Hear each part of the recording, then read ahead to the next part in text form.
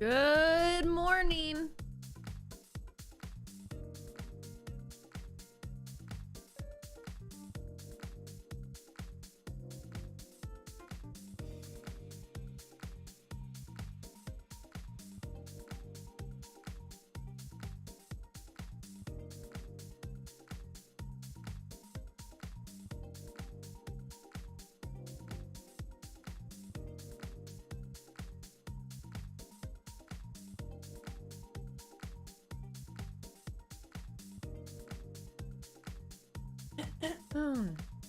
Why is it so hot in here? Ow!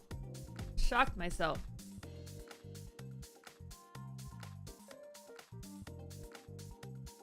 Good morning.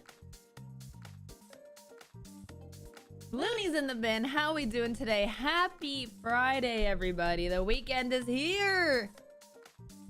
How are we doing, y'all?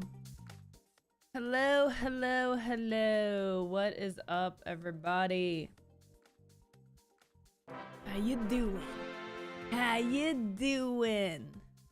More coming in with 103 months. Why did it not make a sound? Did you guys hear a sound? Oh no. I have the OBS bug. Oh, great. I don't know why my OBS does this. That's lovely. I don't know why my OBS bugs out, but every now and then I get this bug where I don't hear the sounds.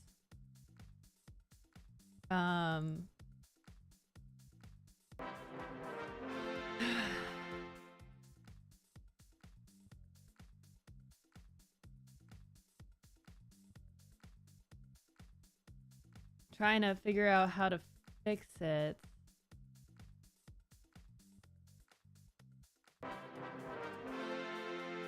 It is unfortunate. Yeah, I don't know. It just does it. And if I restart OBS, like if I shut down OBS and it'll work. It'll work. It is an OBS bug. And I don't know if they know about it. I don't know if like I'm the only one. It's so frustrating. I'm not gonna shut down OBS. Mine does it sometimes too, really? Okay, so yeah, it's weird. And it makes it hard to follow things.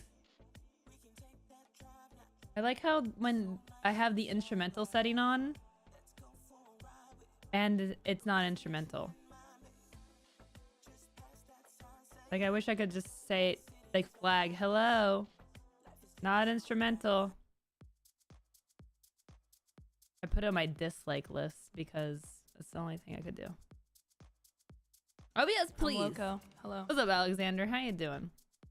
Aaron Orr, thank you for the 54 months. Thank you very much. I do have my blobby mug, okay? I have been making good on my blobby mug. Promise, okay? I've even been using it on Mondays. Okay. What's up, Alexander? What's up, Bendix Borg with the 79 months?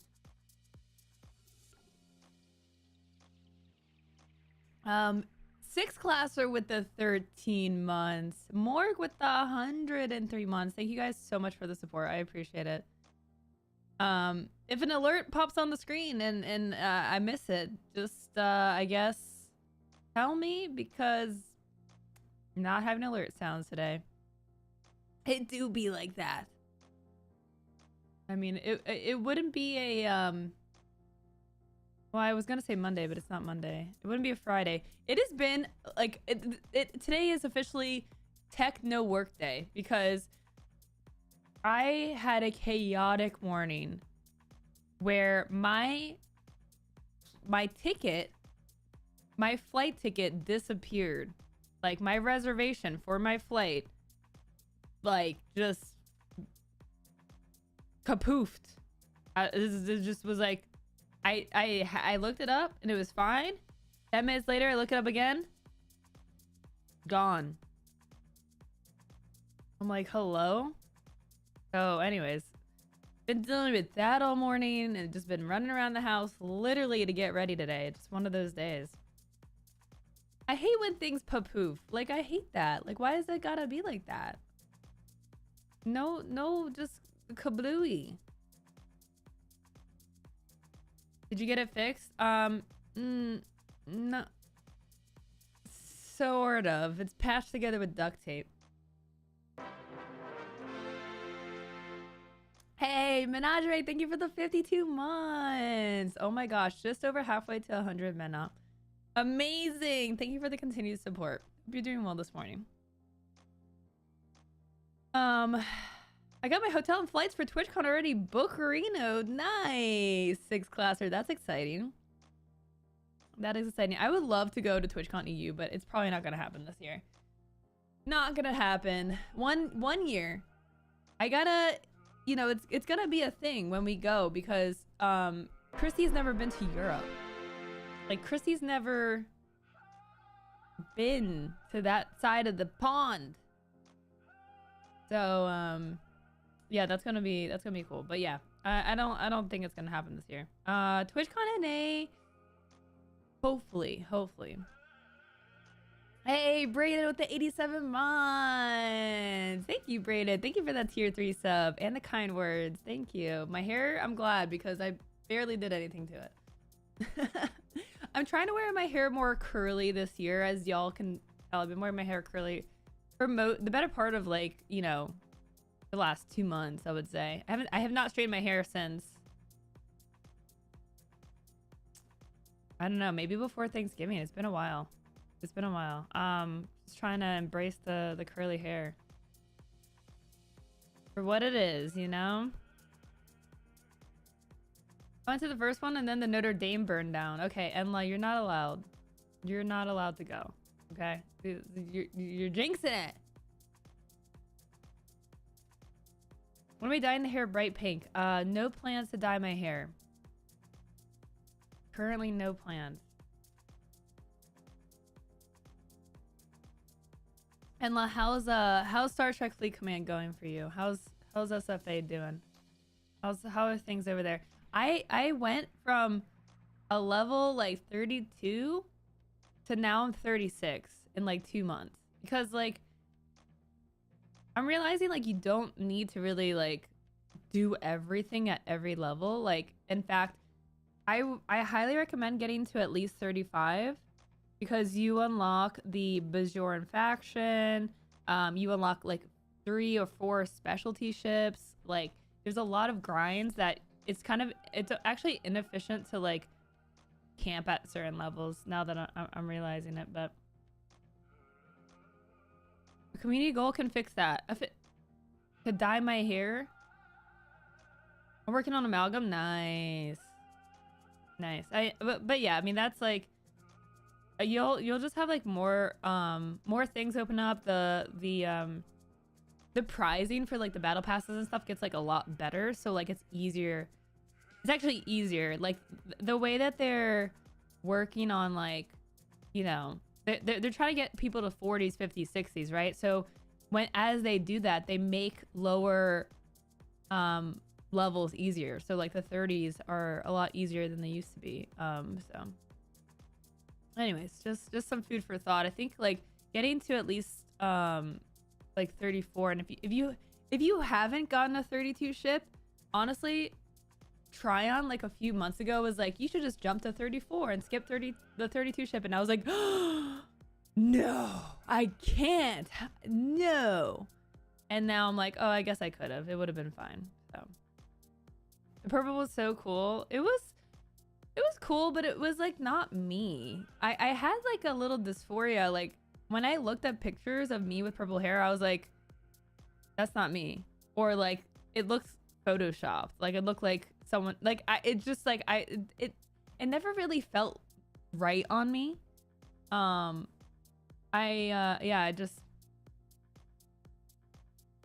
It just didn't like click for me. I don't know how to describe it, but I look at pictures and I'm just like, I'm just seeing like, oh, they just like someone just changed it to purple in this picture. Like I didn't actually have purple hair. Like yeah.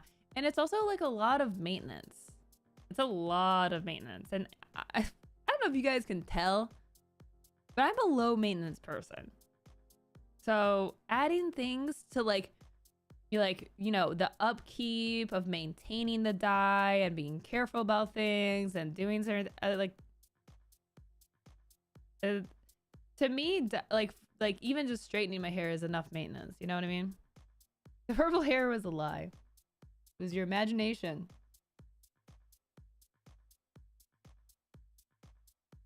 Logo is a Toyota, not a Maserati. Okay. I don't know if I like this car comparison thing. I am not a car, but if Toyotas are reliable, I don't know. Is that what that I just okay. Yeah. Hashtag team low maintenance ladies. Thank you. Yes. Hashtag it up.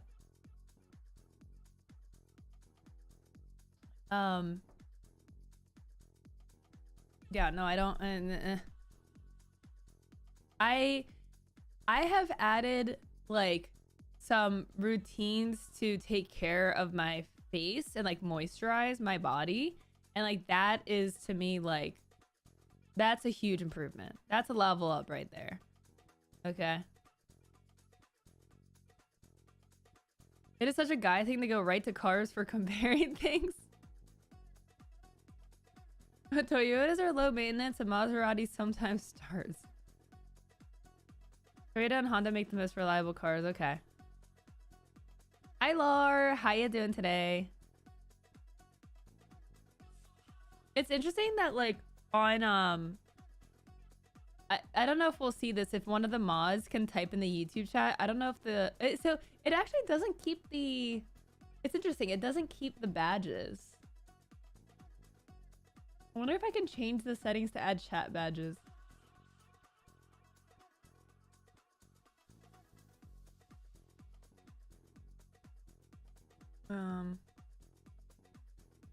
No, it doesn't look like it for the restream chat. Like, so you won't be able to see this on stream, but like in Twitch, if you're Twitch staff,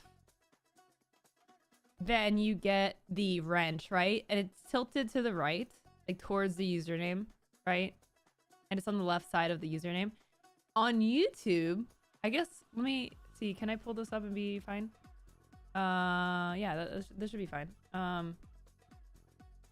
So on YouTube, if you're a moderator of my stream, you get a wrench.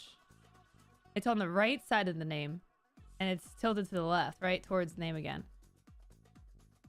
Which is interesting because a mod on Twitch gets a sword. It's just one of those things where it's like... I mean... It's a little confusing for like...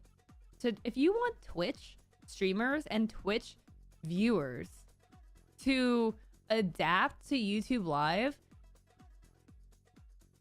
like I feel like doing silly stuff like this is like, come on, just make the mod a sword. Everyone knows the moderators are swords. Like, why you gotta do this? Why you gotta dare to be different? I wouldn't say mods deserve a wrench because they don't really fix anything. They just kind of like, you know, slice people in half if they break the rules. It's like, why do we gotta like make it different just to be different? You know, some things are just okay to be the same. What's up, Varel? How's it going? Why doesn't mods have a hammer since it always was called a band hammer? That's true as well, Vograx. I would go for a band hammer. Let me pause this. Okay. Too many tabs. I would go for a band hammer. But then they'd have to change it on Twitch. Oh yeah, I need to remove my status. Oh, you know what? I need to load Discord on my streaming PC. So it says that I'm live. So yes, I am live on YouTube and Twitch again. My plan is whenever we do streaming related content, I'm going to be attempting to multi-stream. So I am live on both if you have a preference.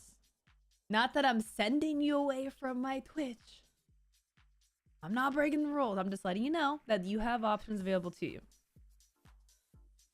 I'm gonna put a pause on the music here. So The music is an interesting challenge with multi-streaming. So the first multi-stream I did was on Monday, and the setup was actually pretty easy. It does take a little bit of, it's going to be extra steps to your routine. Like I would say it's going to add probably 10 minutes to your routine. And the reason I say that is mostly actually is just like making like a thumbnail and putting together a thumbnail for your live stream, because that's actually on YouTube really necessary. And it's fine because you should be making a thumbnail for your tweets anyways. And Ultimate, thank you for the 48 months. Thank you for the resub. I appreciate it. Thank you. Hey, CG. Yeah, so it adds a few minutes to the routine. And then the cool thing about streaming on YouTube is the VOD is there forever. The VOD does not disappear in 7 days or 14 days. Like, it is there and it's monetized. You can make money from your YouTube VOD. And it also helps towards your watch hours. For if you're trying to make YouTube partner, you have to hit like 4,000 or something like that. They did change it. I'll turn the CC on, Bendix. But anyways, it does count, like it does help you get towards your hours. It's also searchable, discoverable. So a lot of great benefits. You can also, you know, cut it up. Same thing with Twitch, right? You can make clips, stuff like that, right off the YouTube VOD. You can, I'm pretty sure, make highlights. So if you want to segment something from your VOD, you can do that just directly on YouTube, save some steps. Anyways, the problem is YouTube's copyright system, which problem, or however you want to look at it, it is a factor that copyright detection is, the landscape is different. On Twitch, you know, your VODs can get muted for segments. Thankfully, there's solutions like Pretzel, right? That you can use to play music, which is what we use. And they do have a YouTube safe mode, but here's the caveat. The music, for the most part, sometimes issues do appear, but for the most part, it's YouTube safe in that you won't get a copyright strike, but it still can be demonetized. So my YouTube VOD, because of 3 songs in my VOD on Monday, even just one VOD would cause it the whole video to be demonetized, which just sucks because that was like 3 hours of content. Not me, Chris. I have not had any issues, and we'll see if anyone else says anything, but no issues that I can detect. So that, yeah, I mean, that kind of sucks. Let me pull open. Let me see if I can show you my monetization, or at least tell you what my monetization is for that VOD. Or even for previous VODs, you know, because we did some YouTube streaming last year in February. We did like 3 YouTube streams, and, you know, I did earn some money from that. So let me see if I can show you revenue. Let's go to lifetime revenue, and we want to look at,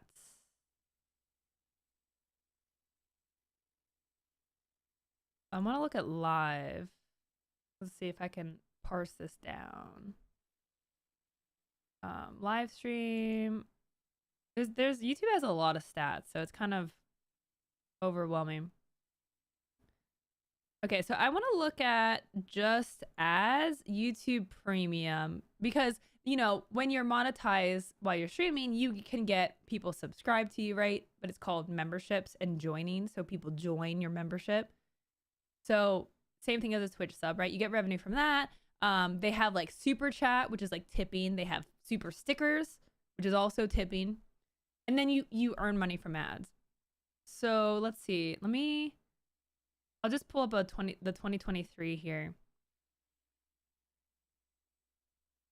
And see monthly. So it looks like from just my on just my live streams, which is now what, like 4 VODs,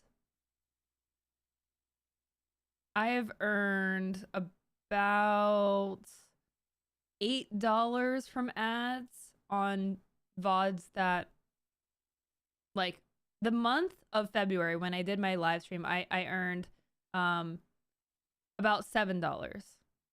So again, this is not a lot because my channel's not huge, right? But you have to think about this as like a long-term thing, right? Like, it's not huge now, but if I have 20,000 subs and I get like 100 viewers and I have 200,000 subs, right? If you grow that out, you can see how that can add up, right? So I've earned a couple of pennies a month since February of last year from those VODs. And again, it's only 3 VODs. It's only 3 VODs. And they're not getting a lot of views, but they are getting views.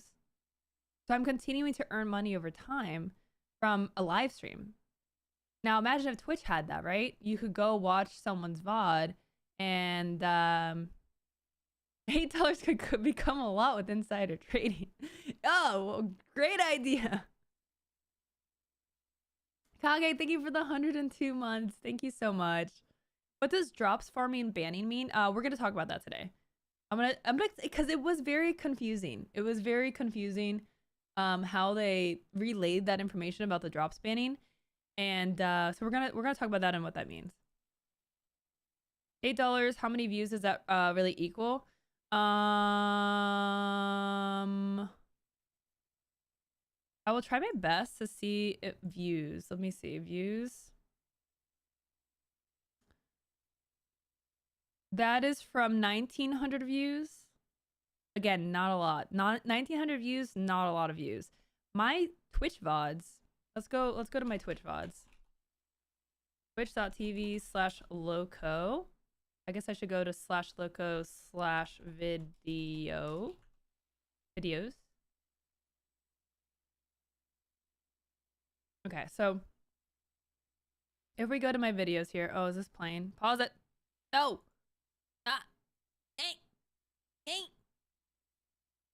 Filter by past broadcasts.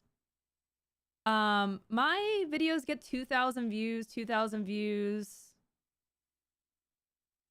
This was 19 minutes. 2.5K, 2,000 views a video, right?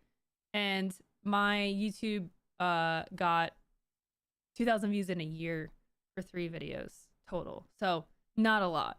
But again, it adds up, right? I'm not earning there's no ad insertions when you watch my VODs on Twitch. Like, there's no, I mean, Twitch should do it. Twitch should do it. Like, I'm not sure why they don't monetize VODs, because that's money for, like people do watch VODs. Like, people go back and watch, they miss things. Like, why not, you have your automatic ads for when you're live.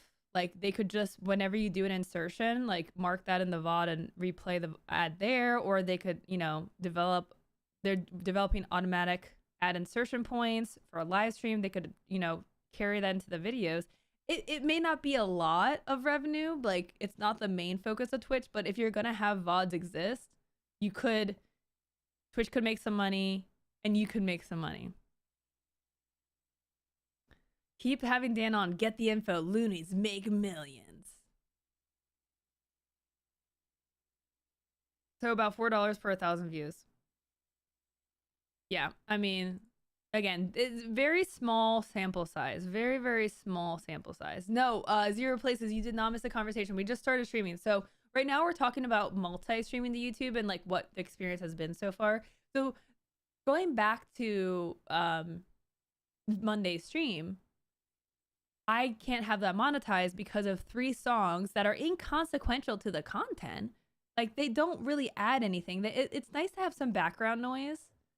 It does, like, when you're pausing and stuff, it's pretty nice. But it's not necessary. So that's kind of the situation, the sticky situation of playing music right now is, like, do I need to have my live streams monetized? I mean, I'm making, like, pennies a month. I mean, again, it's only 3 videos. If I start streaming once 4 times a month, every single month. Anyways, I will be doing that, so we'll find out. But there's always a risk that those licenses can change and they can go back and copy strike your video. Or, it's just like it adds some layers of complication that I don't really want to have to deal with. I don't want to risk my channel getting copyright strikes. I don't want every single live stream that I do to be demonetized, because you know what? I'm working hard during this live stream. All right, I have to prep these streams. Like, they're not just like, what are we gonna talk about today? Like, I have to spend my morning prepping and writing notes. So what I could do is, YouTube does have some music solutions. So they have their own solutions. So I could see about like utilizing their music. It really just kind of, it's something that I'll think about for sure. Have you gotten to YouTube Studios and mute the songs? So I'm trying to do that, Big Moto Gaming. I'm trying to do that right now for the VOD. They do have a setting. And let me see. I probably can show you this so you guys can have some more insight. Let me get into content live. Okay, go to Monday's VOD, see details. Okay, so maybe they did remove one of the things, but I don't know how accurate it is. So what you can do is, I'm just making sure I don't show anything too sensitive here. So what I can do, I have 2 more songs that are on the list, right? And if it's during the intro, it's fine. Like, it's not a big deal. Like, I can just like mute that section. It's fine, not a big deal. The problem is this is like when I'm talking during things. Thankfully, it's not during my big discussions. I think I did end up muting my music when we had our important discussions. But it's still an inconvenience, because most, like, the way that the views on your video is going to work, you're going to get the most influx of views initially when the VOD is done, right? Like, because people go to your channel, they weren't there for the exact moment, but they see that you've posted something new. And then over time, you might get some additional views, right? It just depends on the type of content you make and how you structure it. So the fact that this hasn't been monetized for a week, I mean, that's most of my views right there. And that I don't make any money off that, right? So it looks like they did remove, there were 3. So they did remove 1 this morning. So what I can do is I can just remove the segment, replace the song, or mute the song. And when you mute the song, you can just mute all of the sound when it plays, or they have a beta for muting the song only, which I don't know how good that is, but it's very minor in the background. It's not overtaking my voice. So I maybe they could string it out. Again, I'm gonna do it because I want to see how it works. The problem is I don't know. I have to write down these timestamps so that I remember to check them. I need a notepad near me. Where are my notepads? I need like a desk calendar. Okay, I'm gonna just write it down in my my Discord notes here.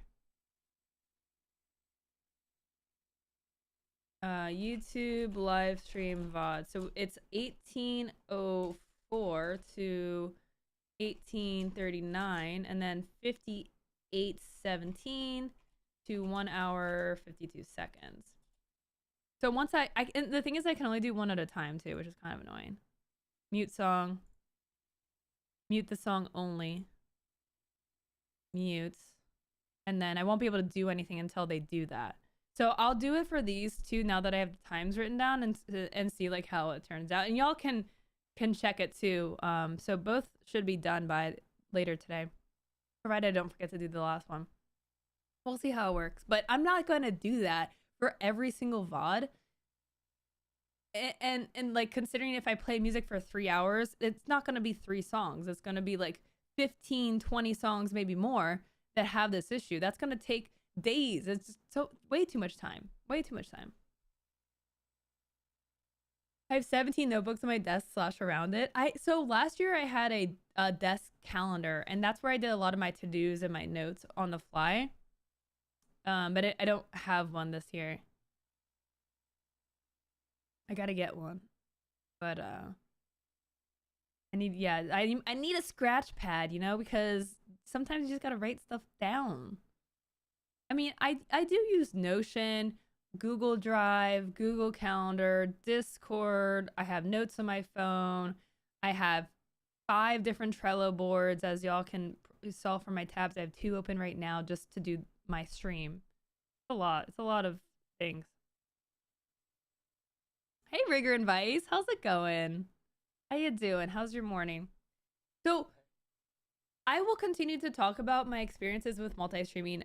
I know that there are ways you can separate audio tracks on OBS, but I'm not sure how it works with multi-streaming. I know that streamers have been using Twitch's audio track beta thingy multi-track tool thing, but apparently I saw this on Twitter. Let me see if I can actually pull it up here. I saw Ashley Roboto tweet that it was downscaling the quality of her stream as a weird bug. Oh my god. I shouldn't have deleting one of their tweets yesterday because it was like causing so much confusion.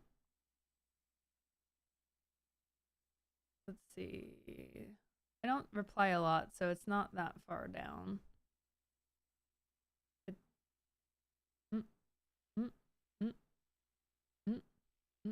Ah, here it is. Okay. Hey pals, just a heads up. If you, like me, were using the Twitch VOD audio settings on OBS to separate audio, which for those who don't know what this is, basically what it did is, or what it does is, you can have music on your stream and it won't show up on your VOD. Which is cool because it means like you won't have muted sections of your VOD. People can still consume that content. You can still make clips. You can still make highlights. Now, apparently that setting was downscaling Ashley's VODs to 720p even when she streamed at 1080p. So it wasn't downscaling her live stream, but it was downscaling her VODs, which is weird. Lar, are you here? Also, it's 1080p for clips still. It makes it feel like an unintentional bug with OBS project or something, as it seems to only affect VODs.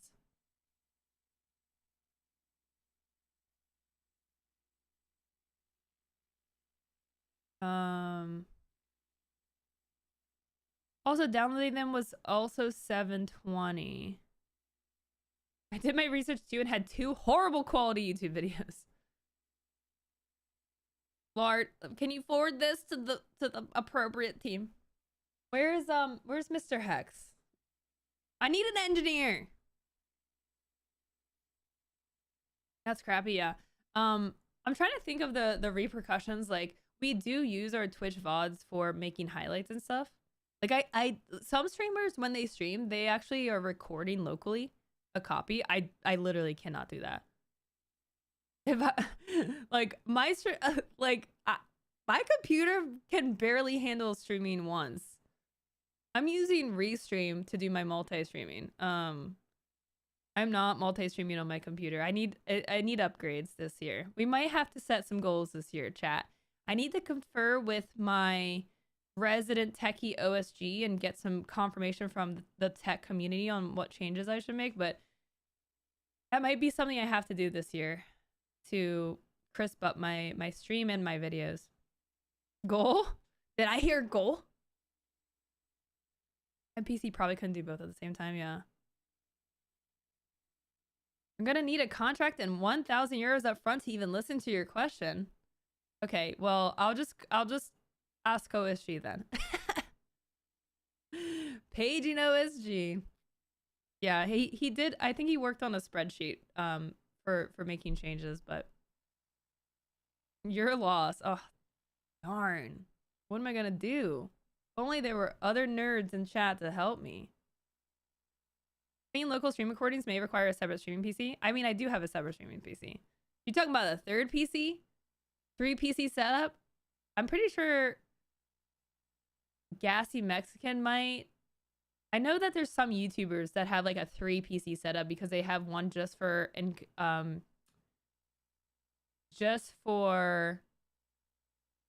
what's the term I'm looking for? Just for like basically crunching their YouTube VODs or YouTube videos. Like, yeah, that's if we have a third, like if I get a new PC to like replace one of these and move some parts around, then the old PC would be used for like, you know, setting up like cooking and more IRL stuff. So PC's dedicated for encoding, yeah. What do you mean drop farming? So yes, that's a thing I'm gonna talk about today. That is on our to-do list. We're gonna talk about that. We're gonna talk about TwitchCon details. We did get details about that. So I'm gonna briefly go over those. We got some, you know, news about Xbox. We got some exciting announcements coming from the Xbox Developer Direct that happened yesterday.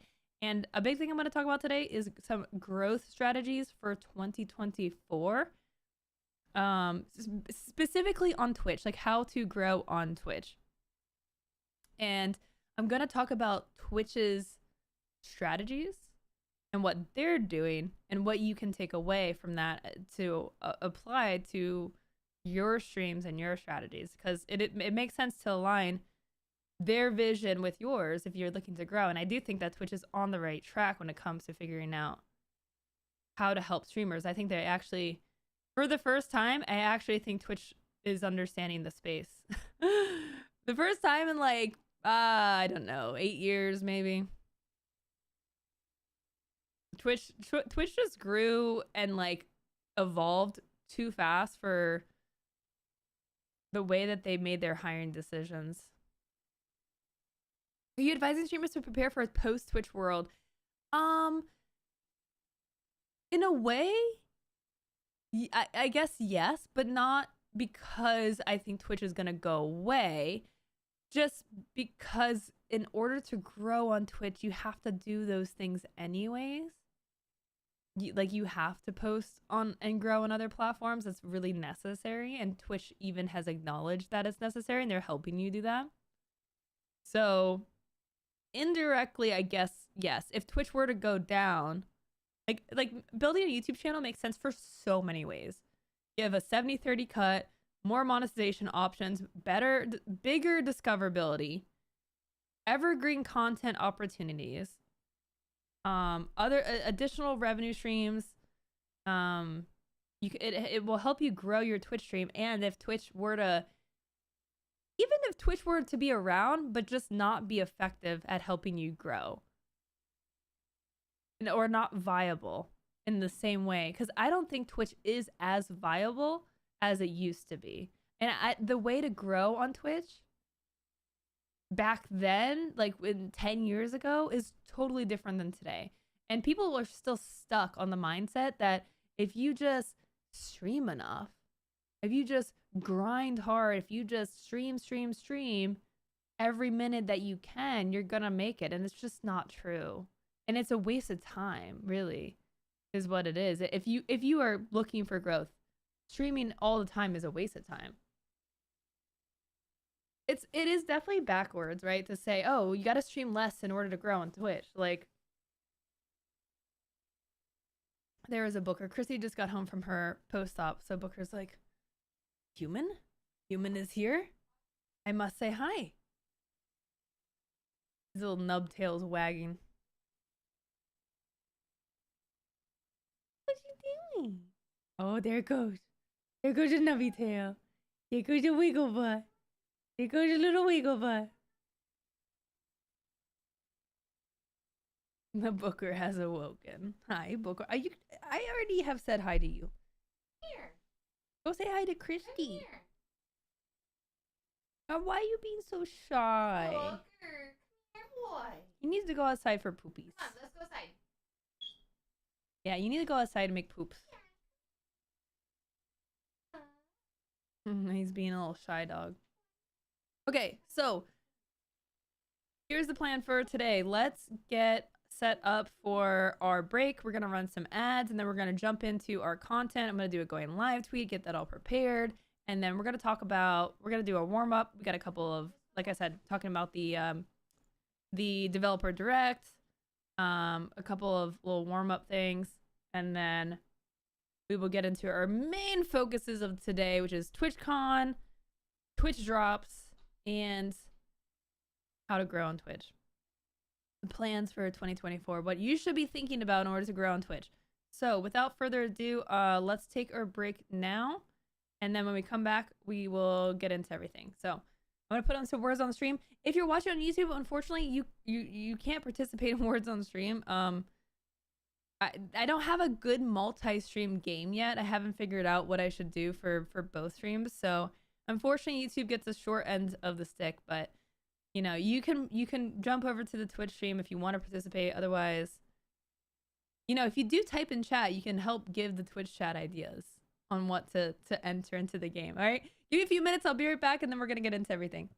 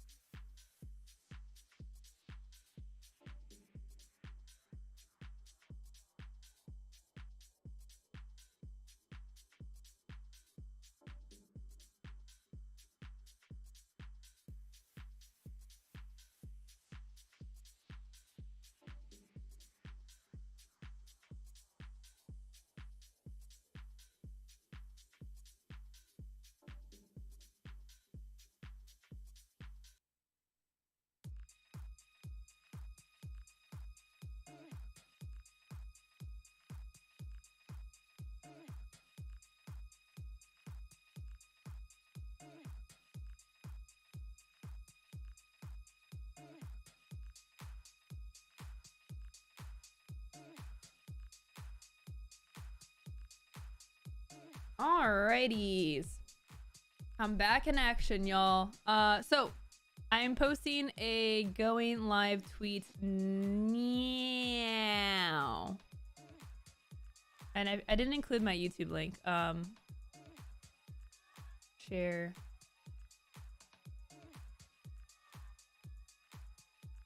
I'll just add that to the bottom. Also live on YouTube if you prefer watching there.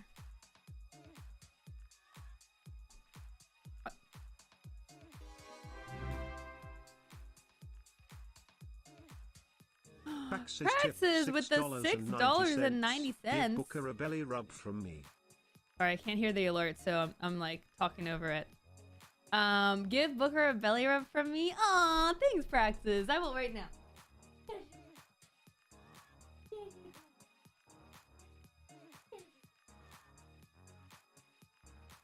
Thank you for the $6.90. Who is Sam Woodhull? Sam Woodhull is a YouTuber. He used to be a video editor for Harris Heller, and he's done a lot of streamer advice videos. Recently started a new channel for editors, for people who want to be editors, for YouTubers or forever, like, and make money being a video editor. Just launched a new channel, newsletter, bunch of information about that career, which is definitely a really growing career. So definitely really. I heard we were talking about Sam Woodhull on here. Yeah, he's awesome. Very, very knowledgeable. And definitely worth listening to for sure. Okay, so got that up. If you want to retweet the daily going live tweet, get some candy. ! Retweet. I'll also throw it in the YouTube chats. Any sort of engagement helps grow the stream. So appreciate a like, a comment. Comment and say you're here. Comment and check in.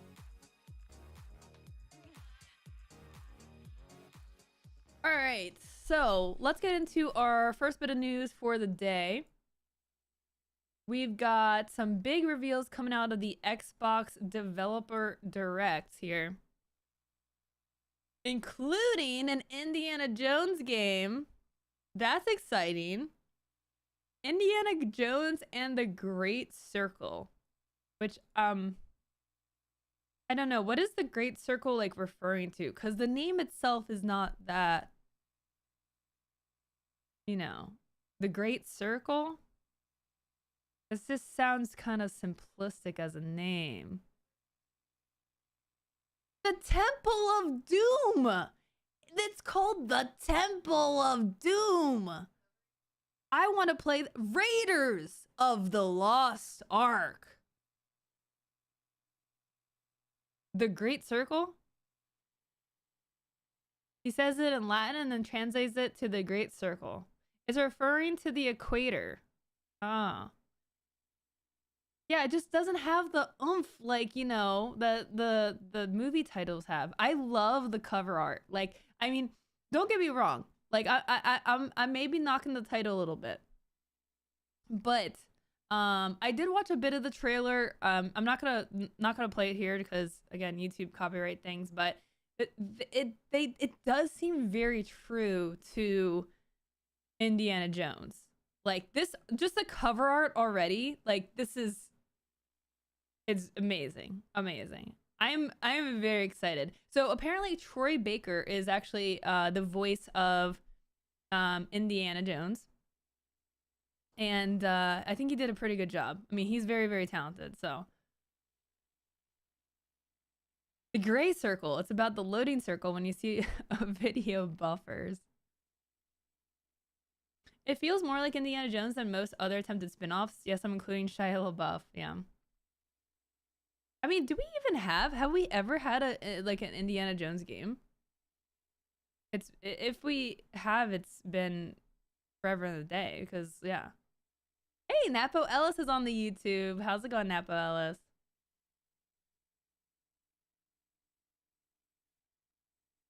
There was a Shia LaBeouf. This is true. Yeah. Oh my gosh, Mena. Yeah. I mean, did they have a standalone spinoff of Shia LaBeouf? I don't even remember. I know they had him like with Indy. And like he was gonna be the next Indiana Jones, and I don't know what happened there.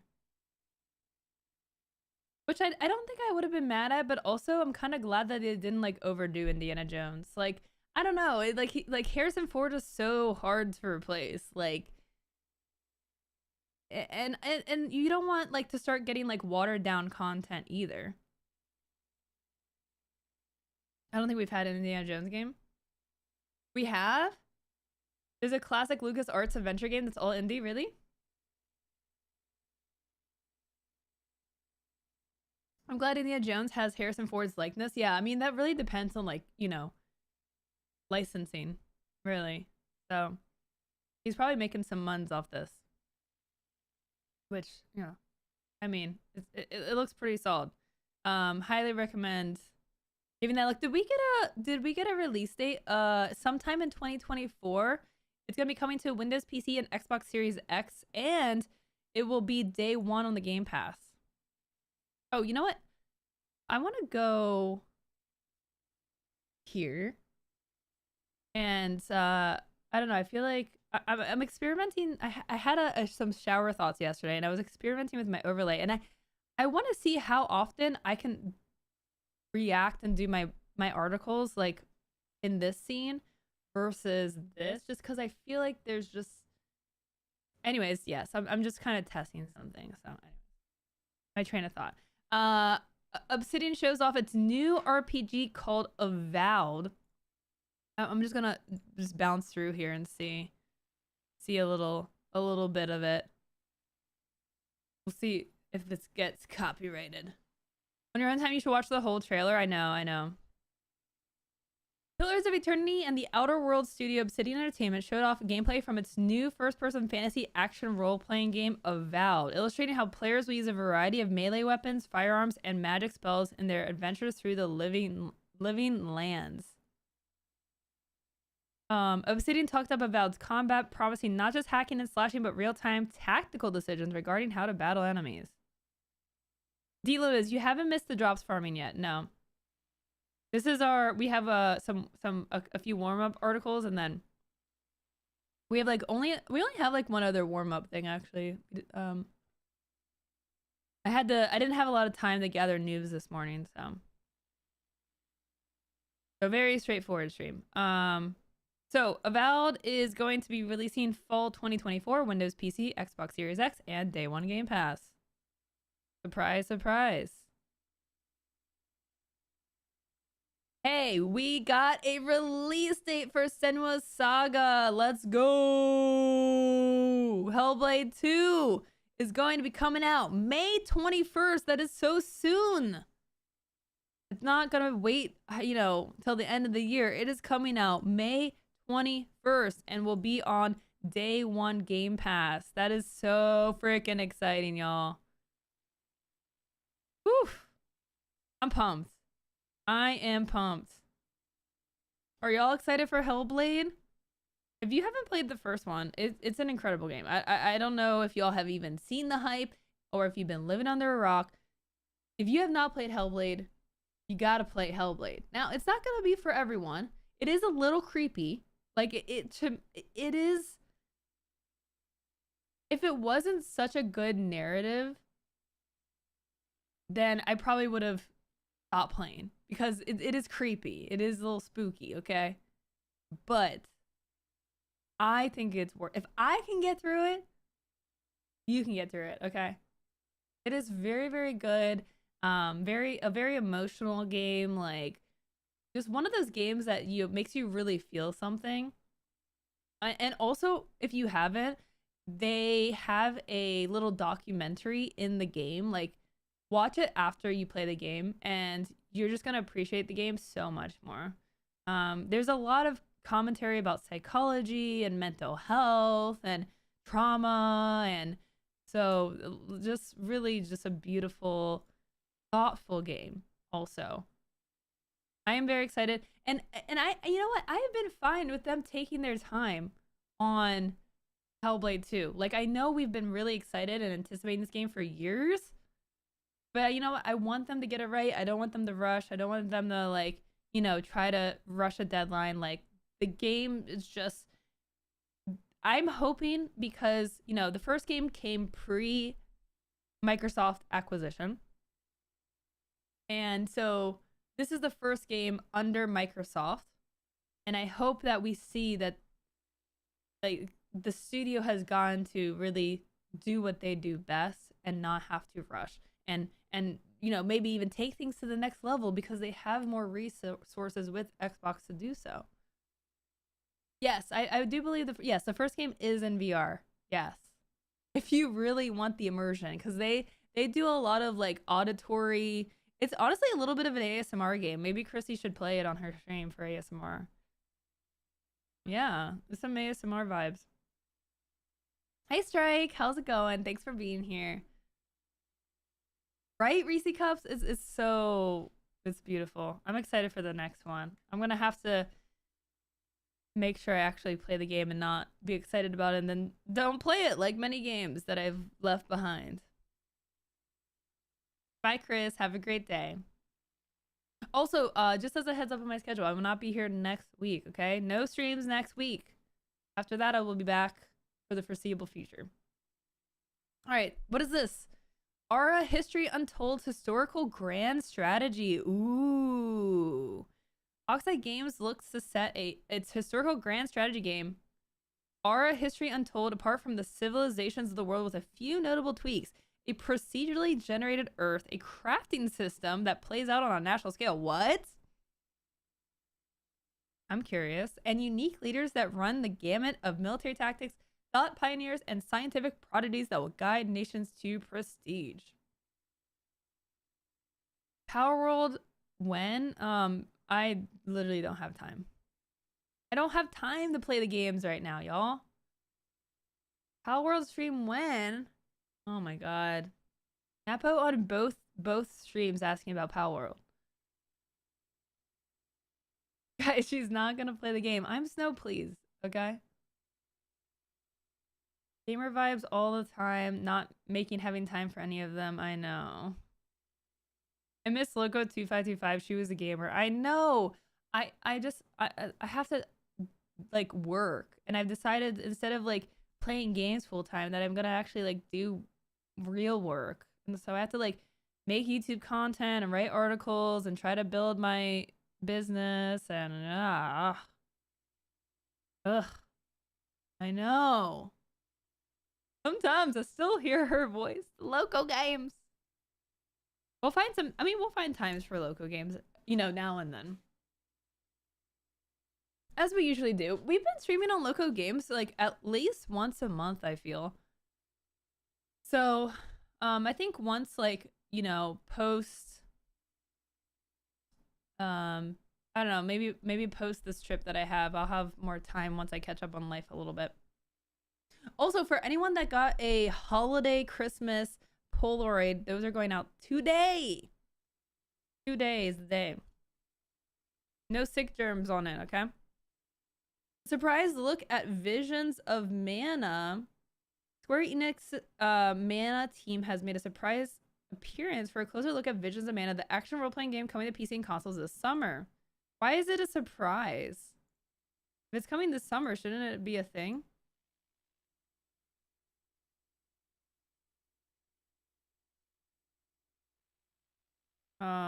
More gameplay. More gameplay. In addition to cute and frightening classic Mana monsters, developers also showed off players' new animal companion. Anonymous gifting a sub to Biddies for Titties. Amazing name. Amazing name. Why do you gift the sub as Anonymous?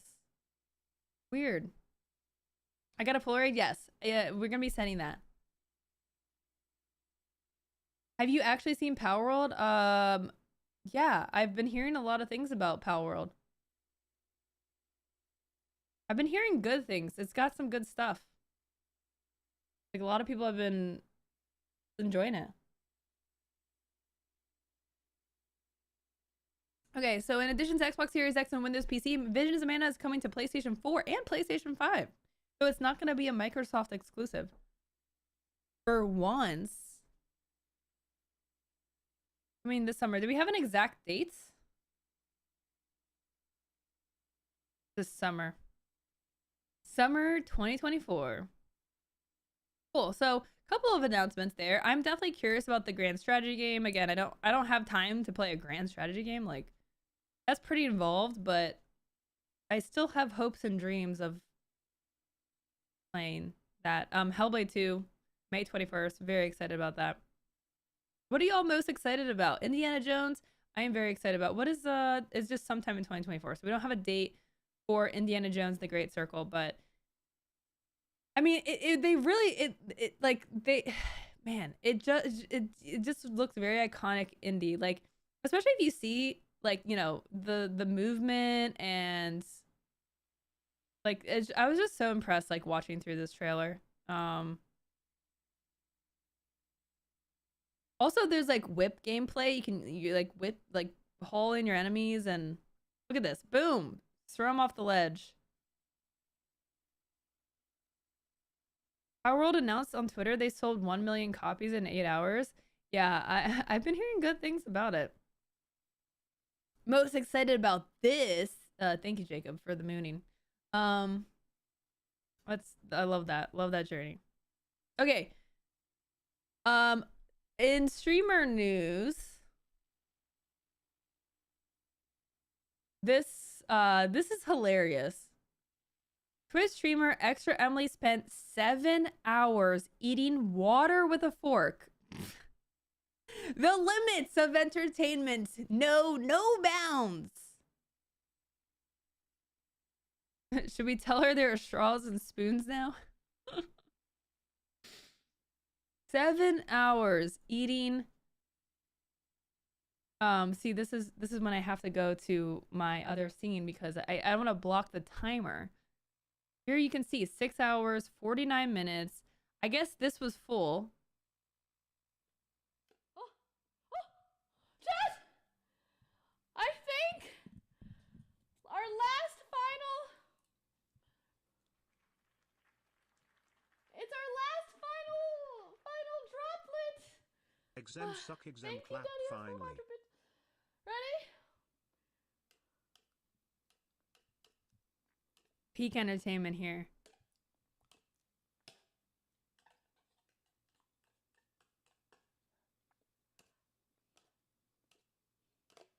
Under 7 hours. Honestly, a speed run, I think. Okay. Right here.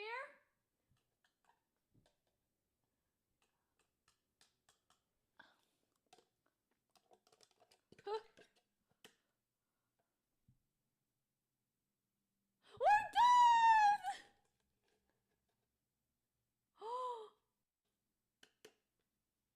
Do you have a fork handy? Okay, Chad, don't get any ideas about a stream goal, okay? Don't get any ideas. Honestly, I expect Vio to come out with this like next week on our I-thon. You would have thought it would have evaporated in that amount of time. I mean, probably some of it, you know, some of it probably did.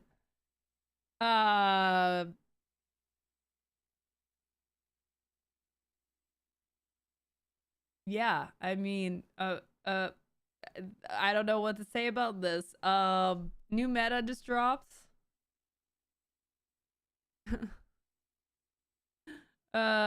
Eating water with a fork. How do people come up with these ideas?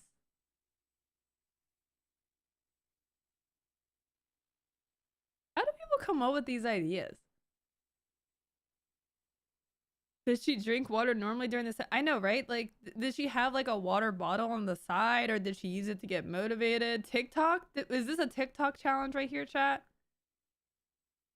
I wouldn't be surprised. We have seen some inspiration for like creative ideas that are brought to Twitch that get popular on TikTok. Someone was doing this on TikTok Live, really?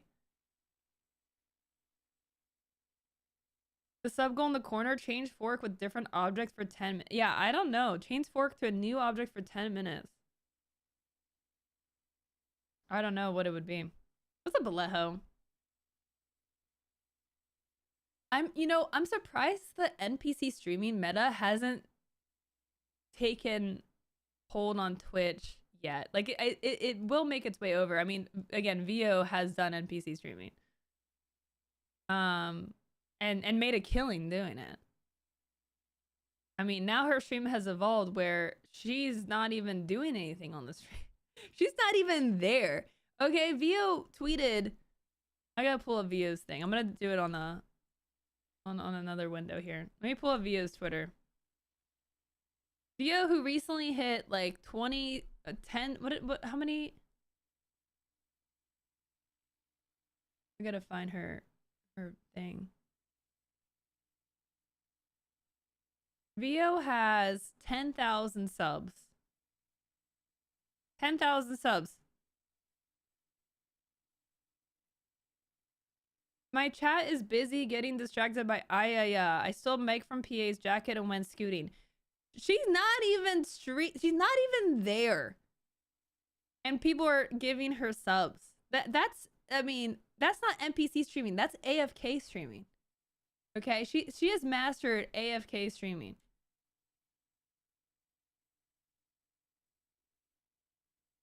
She's just out like enjoying life, like flying around the country, you know, just getting thousands of subs. AFK streaming is the new meta. Yeah, if you haven't checked out her streamathon, twitch.tv/VO, you can go see whatever's over there. But I am not responsible for any after effects that you may suffer as consequence to tuning into that stream. I'm just letting you know now. I am not liable for any of that. So don't hold me to it. All right, let's get into some Twitch news that we have going on. So we did finally get an announcement for TwitchCon 2024. We got some details, not only for TwitchCon 2024, but the future. And I will say also, as a shameless, very shameless plug, I did put out a video on YouTube. So if you're not subscribed to my YouTube, you're already late on the news, because I posted that video like days ago, and it's actually a really good video. So I'm not going to talk about everything I put in that video. And there's did anyone watch it? Because I honestly spent all day on that video, and I knew that it was not going to be like, it's not like that exciting, but I have to delete this old stream VOD that I accidentally did. How do I delete this? Delete forever.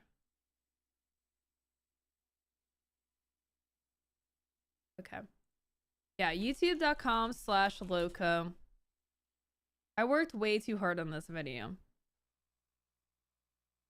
And I love my thumbnail. I'm just very proud of this. I watched a 30-minute video from April and Alter, which if you have not, like, I need to find that and link it to y'all. If you want to make YouTube content, you need to go watch her channel, because she is so smart and so insightful. I learned so much.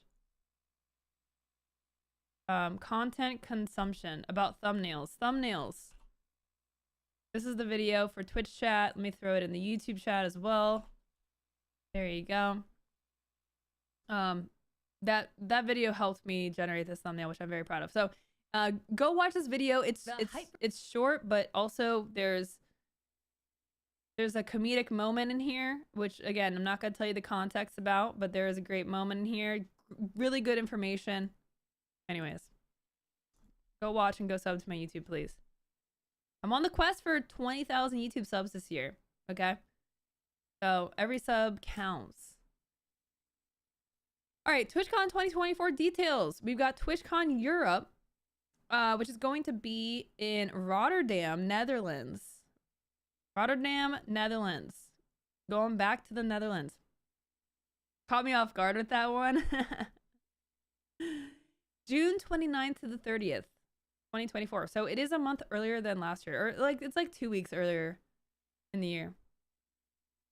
So for those that are in Europe or want to go to Europe, Rotterdam. TwitchCon is back in San Diego. Yes, we are back in San Diego, September 20th to the 22nd. Not only that, but they have locked in these locations for years to come. So TwitchCon Europe is going to be in Rotterdam through 2026. So for the next 3 TwitchCons. And TwitchCon is going to stay in San Diego through 2028. So it's really, really exciting to know for a fact where TwitchCon is going to be. Hey, Steven with the 59 months. Thank you so much for the resub. I appreciate the continued support. Hope you're doing well today. We're back to the best venue. Yes. Very, very excited. We are so back, right, Oliver? Like, so back. I like your TwitchCon San Diego badge that you have from 2022. Love it. Yes, I'm so excited that it's back in San Diego. If you haven't been to TwitchCon ever, or you haven't been to the San Diego location and you're like, oh, I don't know what to think. You think that you love it. The city is made around the convention center. It is literally the opposite experience from Vegas. It is made for the convention. It's walkable. Like, you're going to be able to get to your friends. You're really not going to Uber that much, and you're not going to spend all your money Ubering. In Vegas, like, when Chrissy and I got to Vegas, we did a ride share to our friend's hotel, and then we were going to take our own Uber from there, because the prices were insane, and we're like, okay, we'll just try to get our own Uber. And we literally just ended up walking because they were trying to charge us like $45 to go 0.7 miles. So Christy and I, in the heat of Vegas with our luggage, just walked. And it was not walkable. Like, it was on the side of a busy road. Like, it was not well designed for walking. But we walked it because I was not paying $45 to go 0.7 miles.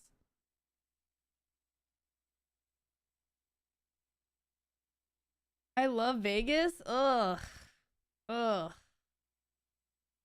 only Ubered once in 2022, and that was because the group I was with wanted to get as far away as possible from the crowd and find a chill barcade to hang out with. Yeah. I'm very pumped for San Diego. Are hotels usually an issue during TwitchCon? I would say during any convention, they're going to be challenging, yes. So if you go to the twitchcon.com website, and you click on whichever TwitchCon you're wanting to check out, Europe, or I don't know why they just say TwitchCon Europe and just TwitchCon, but anyways, they will have hotel booking information, so you can book your hotel there through the website. They usually have blocks, and I would just do some price comparisons, like compare prices through the direct link versus calling the hotel itself. And from what I looked into, it was cheaper to book through the passkey than it was to book directly through the hotel or try to find an alternate hotel. Like, so feel free to do your own investigation, but definitely the sooner the better, especially if it's like especially if it is a refundable hotel. Definitely do that. Also, if you go on the TwitchCon website, you might see some familiar faces. Oh my gosh. Who are those cuties? I just zoomed in even further. Zoom out. Yeah. I don't know if you guys heard the news. If you somehow have been living under a rock for the last 6 months, I proposed to Christy on the TwitchCon opening ceremony stage in front of everybody. Apparently I did that. I don't know. I mean, I'm literally just sweaty just even thinking about going on the stage and doing that. So very, very cute that they put us on the page. So yeah.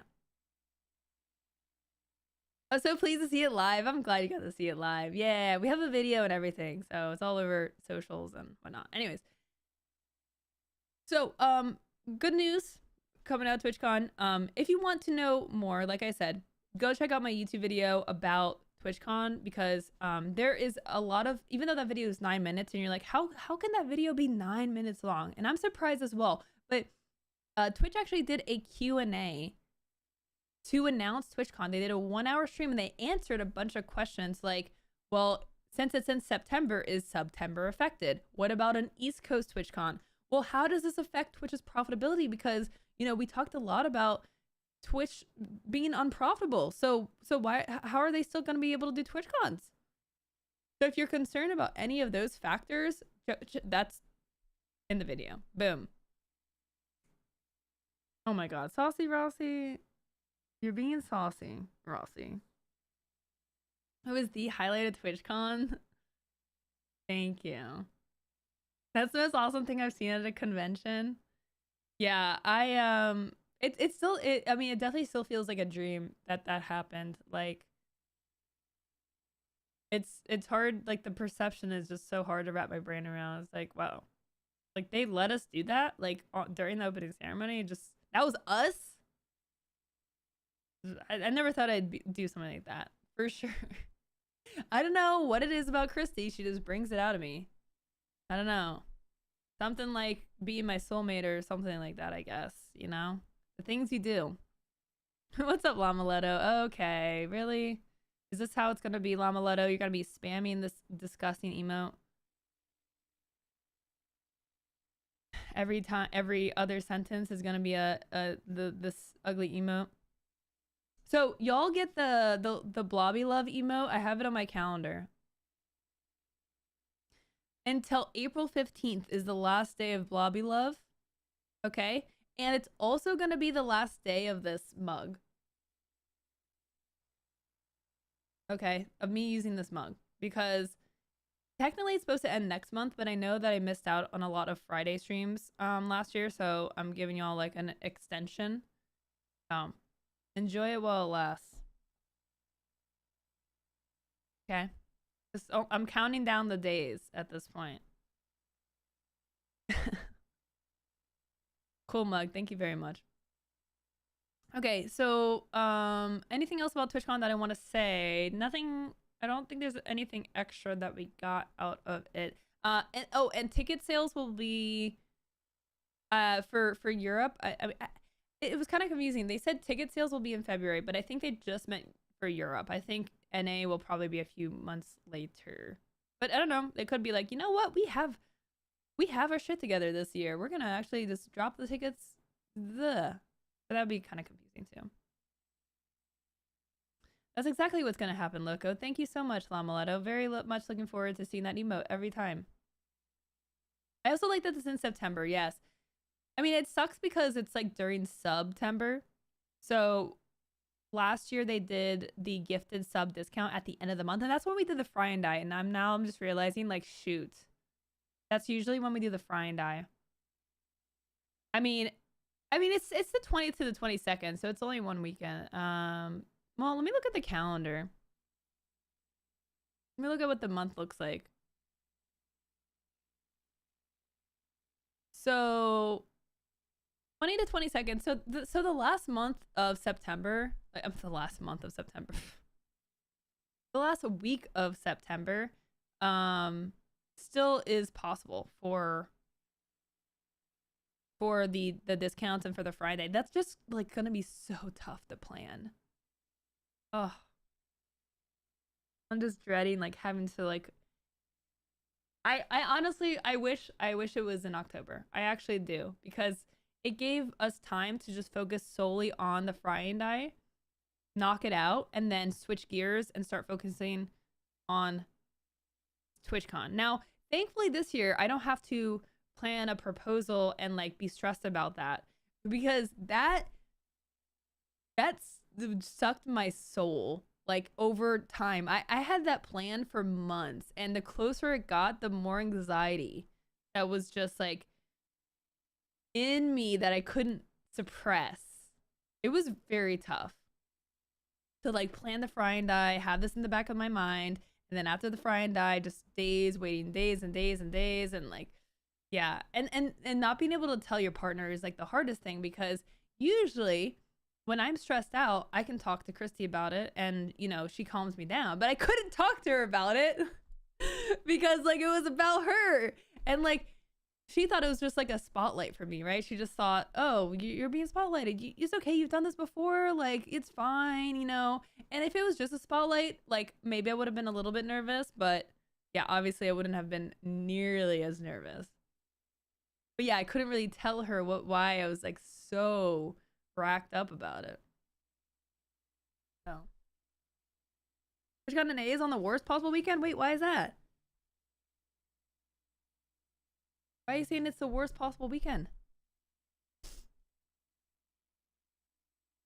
They did say something on their live stream about like it wasn't the Q&A live stream, it was like the patch notes live stream where they were like, we're gonna be better. We can, like, now that we're locked in for year to year, they have more selection over like the dates. They get more priority over like the weekend, like the choices. So my girlfriend's birthday is on that weekend. Well, doesn't she want to go to TwitchCon? Wouldn't she want to do that? Hey, Mr. Hex, thank you for the 51 months. Thank you so much. Wait, what? Wait, I just realized what I said. 51 months you've been subbed? How has it been that long? There's no way. 51 months? How? That's like almost 5 years. That's wild. Time is an illusion. That is wild. Thank you so much for the continued support. I hope everything's okay with you and your team over at Twitch. Hope y'all are doing okay. Okay. Let's talk about the Twitch drop situation. We did get a small update from Twitch. So Twitch does their patch notes show where they like reveal, sometimes they reveal updates or they talk about recent updates. There wasn't too much that went on. The only thing that they announced is for partners. They added a new stream goal for Partner Plus tracking. So if you are a Twitch partner and you are striving for Partner Plus, you can now have a goal widget like below your stream, right? Or use a browser source to display this on your stream so that your community can see where you're at with Partner Plus.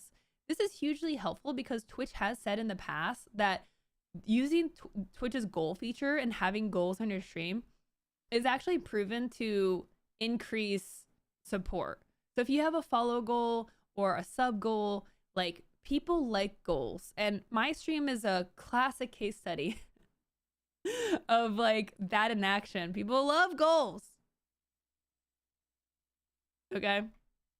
They love the goals. So yes, if you're striving for Partner Plus, you should put this widget on so you have transparency, so people know how close you are. If you aren't a partner and this doesn't apply to you, you can still set goals. You can set a follow goal. You can set a sub goal as well. So if you go to your dashboard here, right? You go to manage goals. You can set a sub goal here based on points or new subs. You can set a follow goal here. You can also customize the colors. You can have this show up, like I said, below your stream, below your video. You can also have the browser source, have that pop up. You can even set up alerts using the Twitch alerts and set up alerts for reaching those goals. So, chat loves goals. I like goals. Oh, you're not able to see this. My bad. Went to the wrong scene. Sorry. Professional streamer here. Okay, go to your Twitch dashboard and there's a manage goals button.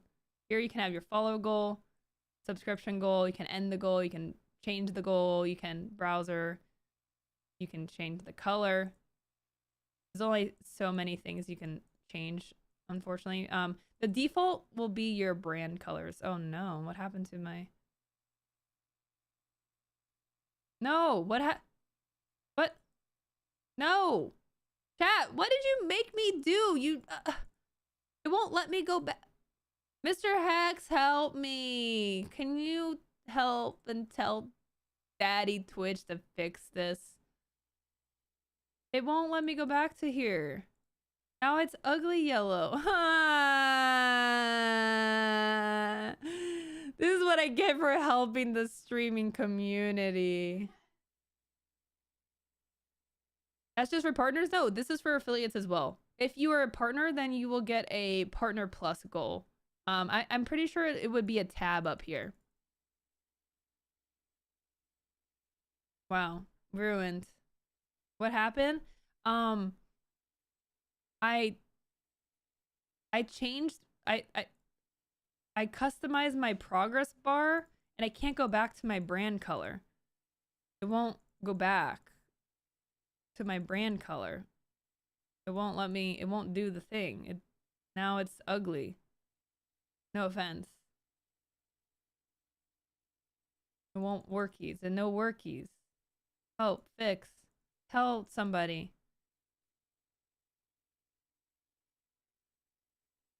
Okay. So we got a little update there. I tweeted about it. And then let's talk about the Twitch support fiasco. Why is it? Can I go to the Twitch support page? Ugh, I'm gonna have to type it in. Twitch support. Okay, so yesterday Twitch support tried to communicate a change that was announced during patch notes, which when they announced it during patch notes, I was confused, so I didn't tweet it, and then I guess they deleted all their tweets, so we won't be able to see the confusion. Okay, let's try this again. Abusing drops campaigns isn't allowed on Twitch. Drops rewards are meant to be earned during live gameplay with your community, not through streaming unrelated content like static images, rebroadcasts of past VODs, or other scenarios where you are not interacting with your community. Streamers who use VODs or static images, for example, to share drops are misusing the reward system. Viewers can earn drops rewards while watching their favorite streamers play select games. They won't be penalized if the streamer is breaking this policy.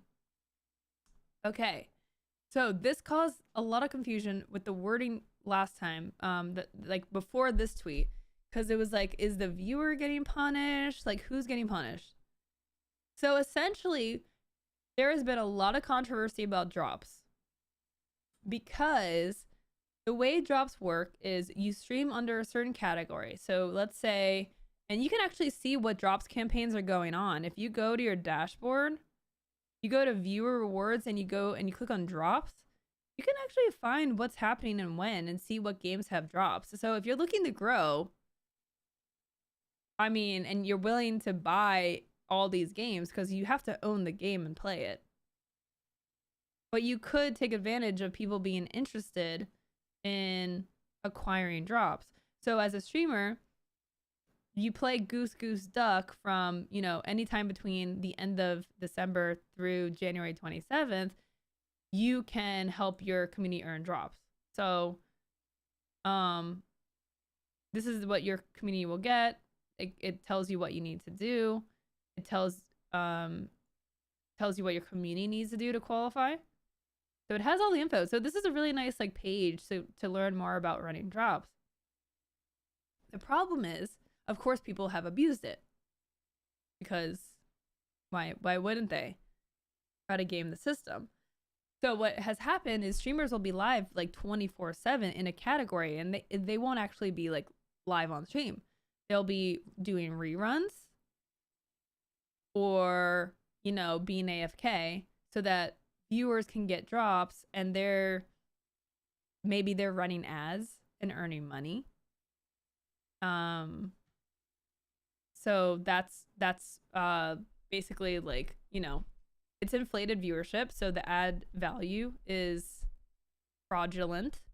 So it's hurting advertisers.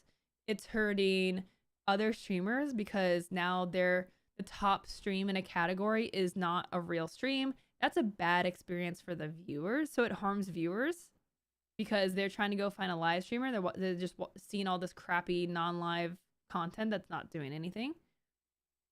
And yet, like I said, it's bad for the streamers because it's taking away places of people who could be number one and are actually streaming the game. So it's hurting streamers that are trying to grow.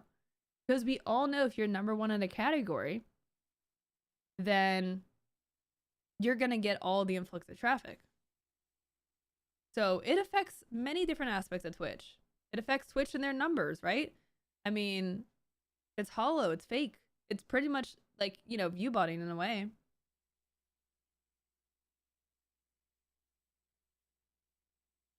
Hey, that's me. Hey, that's me where? We go on air gaming. We used to call this if the game lets me do it. That said, I'm glad Twitch is addressing the meta. Yeah, well, now Twitch is not letting you do it. Oh, on the dev side, I don't want to put anything of real value if there are drop channels. Nice. Yeah, that makes sense. Oh, GGD? Wait, are you a dev for Goose Goose Duck? It also technically devalues ads. Yes, absolutely. If people are running ads, then yes. I'm a GGD dev. Really? That's cool. That is awesome. This was the real stealer of views. This was definitely a factor for sure. So Twitch is basically saying that if you're a viewer and you want to get drops and that's happening, like, you're not going to get penalized, but the streamer will. And if you see it happening, I mean, I'm not telling you to narc, but just saying, for the good of the community, you could report those channels that are doing it. So if you are a streamer and you're trying to farm drops by... Now, if you're live and you're like doing a 24-hour stream and you're actually there, and you have to be playing the game. You can't just be in the category, because people can technically earn drops, but you're breaking the rules by doing that. So if you want to qualify for authentic drops as a streamer, you need to actually play the game and do what the thing is asking you to do. You need to be live. You don't have to have your camera, so do whatever you want to do for your stream, but the content has to be live. It cannot be a VOD rerun or something. And even if your camera is not on screen, you can tell when it's a rerun.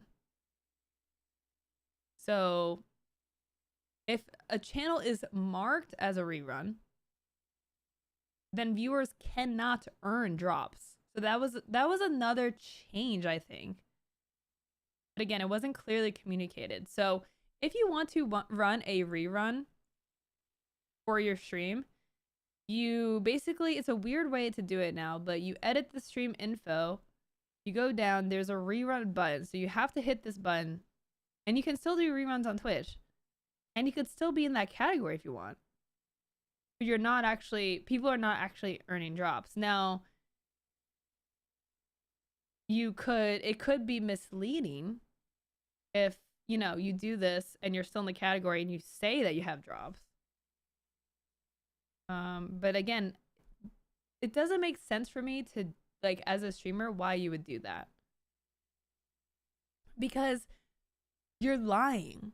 And so you're not long-term gaining anything. You're not going to gain any viewers because the content is not live. You're not interacting with chat. So the viewers aren't getting a good experience. And then they find out that they're not actually earning drops.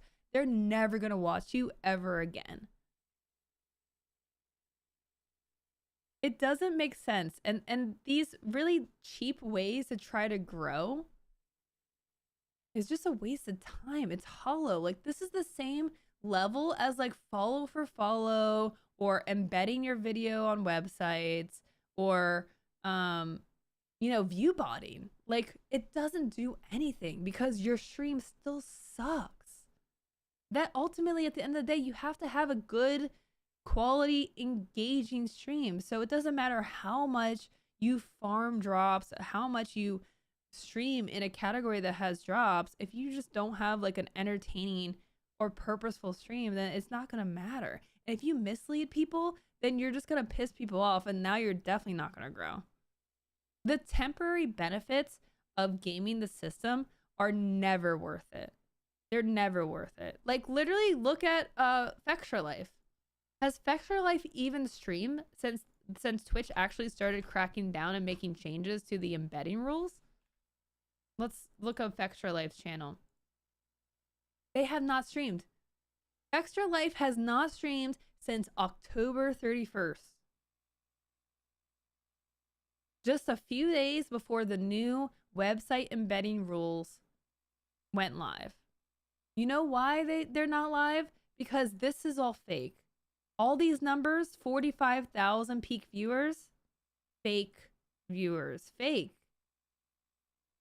All of this, they have been streaming for years and have basically cheated advertisers, they've cheated Twitch, like they've cheated sponsors, they've cheated viewers, and every day they lose follows. Every day that they've streamed, they would lose follows because they're not real people. Like watching, it's just, you just realize, like, did they get sued? No, they didn't get banned. They didn't get sued. No. I mean, I don't know if they've had issues with sponsors who have been like, yo, like, I'm seeing all this talk about embeds. Like, can you tell me what your real traffic is? And they're like, oh, well, gotta go.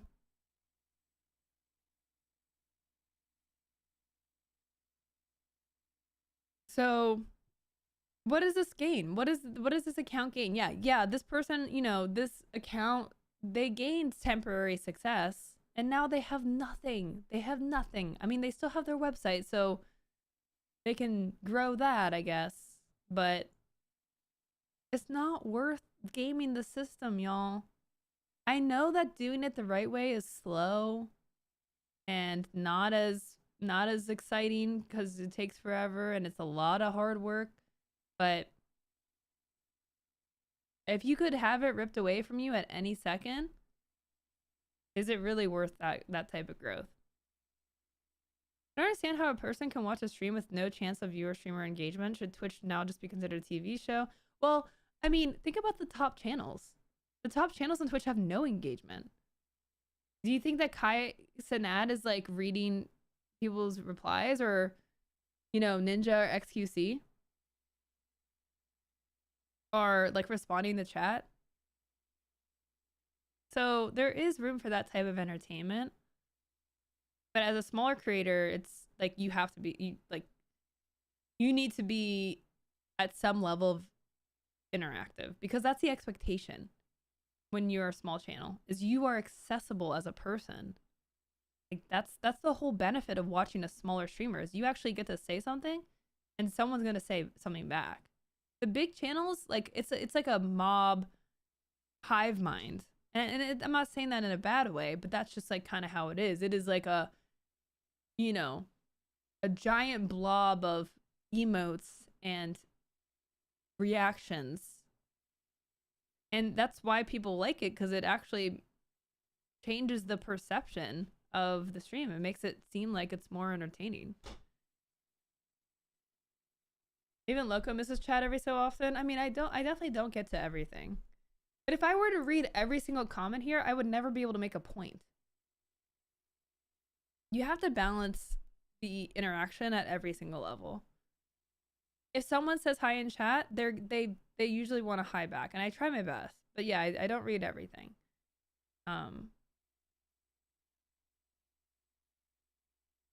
There's a difference between being engaging and being engaged. I know that there's a point there. I just don't know. Maybe better words would be useful. Imagine Loco keeping up with like 45k trolls in chat. If I had 45,000 viewers, it would just be like people posting the Loco blobby emote all the time. Loco's engaging and engaged. This is true. I was in a Hassan stream a couple of times. The rate chat goes by is insanity. Yeah.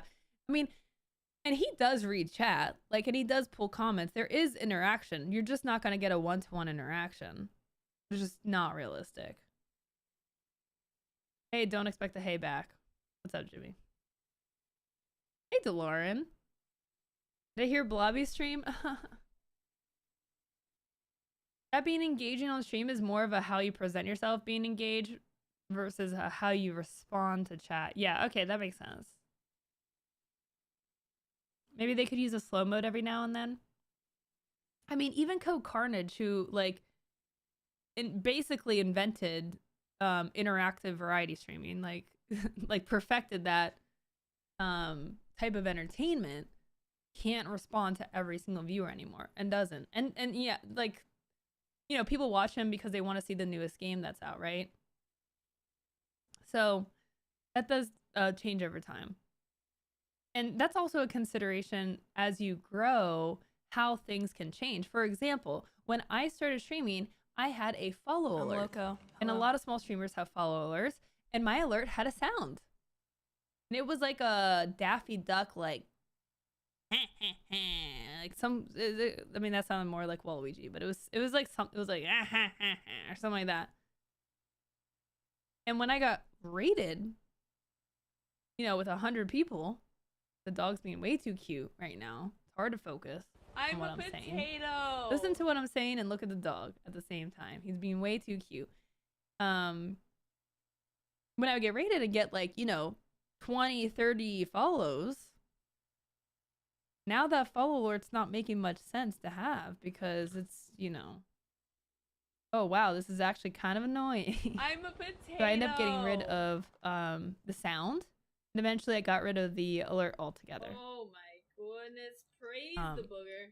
So scaling and adapting your stream as you grow is also like a constant consideration. Like channel point prices, you know, the alert prices. Like you used to be able to tip $1 and get like an alert with a sound and have your message read and everything. And now like even the minimum to tip is $3 because it just gets too spammy and it's just too interruptive.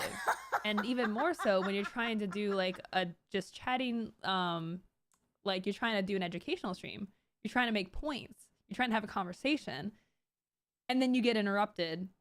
It's okay at some points. Like it's okay when you're just warming up or you're just chatting about anything. So, you know, sometimes the sounds are on, sometimes the alerts are paused, sometimes they're muted. But if you try and make an important point, then you can't have your sounds and your alerts going off. J11, I don't even know if that made a noise because my OBS is bugged. So I'm even more vulnerable now because I'm not getting the interruption. So I'm just talking over anything. What is Loco saying? I'm paying attention to Booker. He's so cute. You're the goodest boy, Booker. Okay. So regarding the Twitch drops, the TLDR with the update is you can do drops. It's making sounds the whole time. Thank you, chat. Thank you so much. Love that journey for us. TLDR for Twitch drops. If you're a streamer, you have to be live and actually playing the game that you are doing for drops. And now there's an alert. Thank you, Llama Leto. Thank you so much. Tipped $3. If this wasn't $3, more people would ask. What do you call Santa's little helpers? Subordinate clauses. TLDR, but okay. I also would have more money for food. Thank you so much. Leto, thank you for this. Okay. Is that did it finish? Is it done? Okay. So, what I was saying. Let me give you the TLDR. With the new drops update, if you're a streamer, then you're going to... Okay, you know what? Turning all the sounds off. Y'all are misbehaving too much. So, Twitch made an update with the drop system. The changes are, if you're a streamer and you want to do drops, you cannot farm them. What this means is you cannot be doing a rerun or a static image or not playing a different game and being under the category that has drops, because that is gaming the system. You're not actually even playing the game that has drops. You're just trying to farm viewers, and it's not authentic. So Twitch is cracking down on this. You must adhere to these rules. If you are to qualify for drops, you have to be live. You have to be live playing the game. That's it. There we go. Put a marker down. We did it. Oh my gosh, chat. You're killing me. Not boo, Will. Not boo.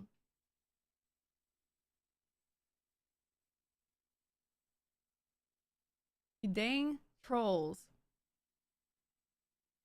Okay.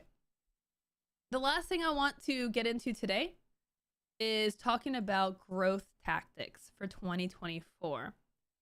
And we're going to talk about this and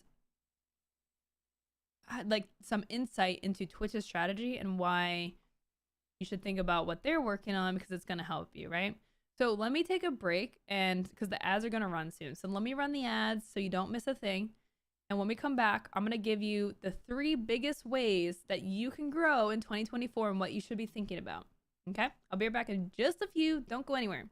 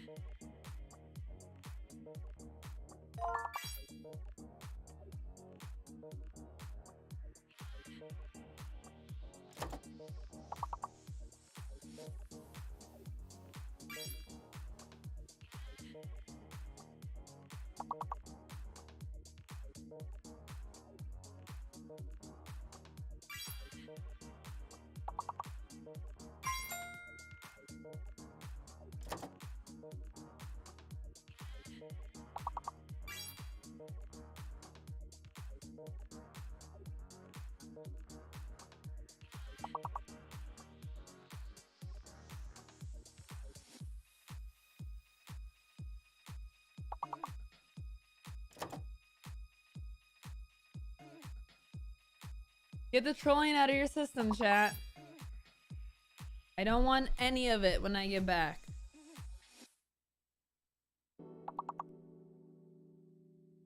I'm a potato.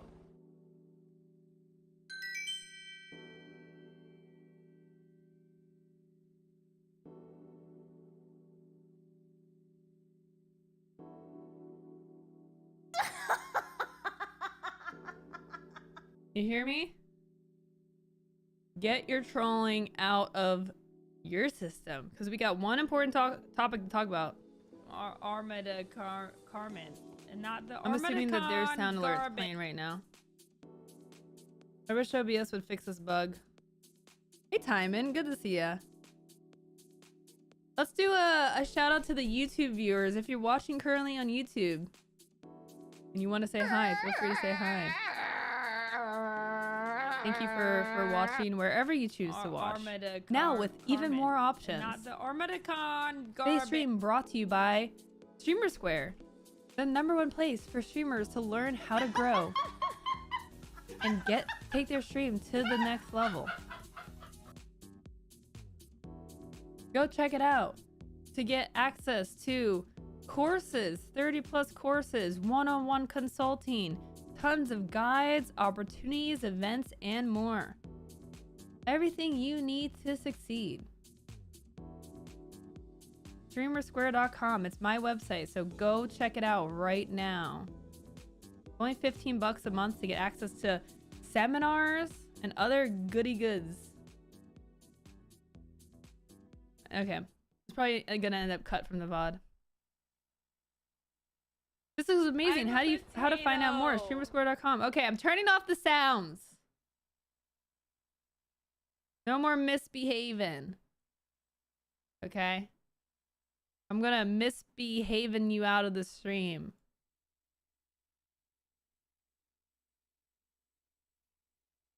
Alright.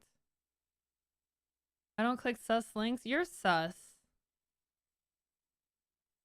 Okay, let me close out some tabs here. Tab overload. Tab overload.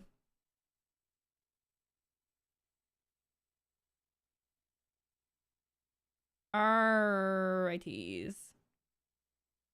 Let me pull up in my notes here. And there's one more thing I needed to pull open before we talk about this. What? Ah, yes. I already have it open. Wait, where is it? Aha. Tabs. We've done it. Hashtag sorry, hashtag sort of. Okay, whatever.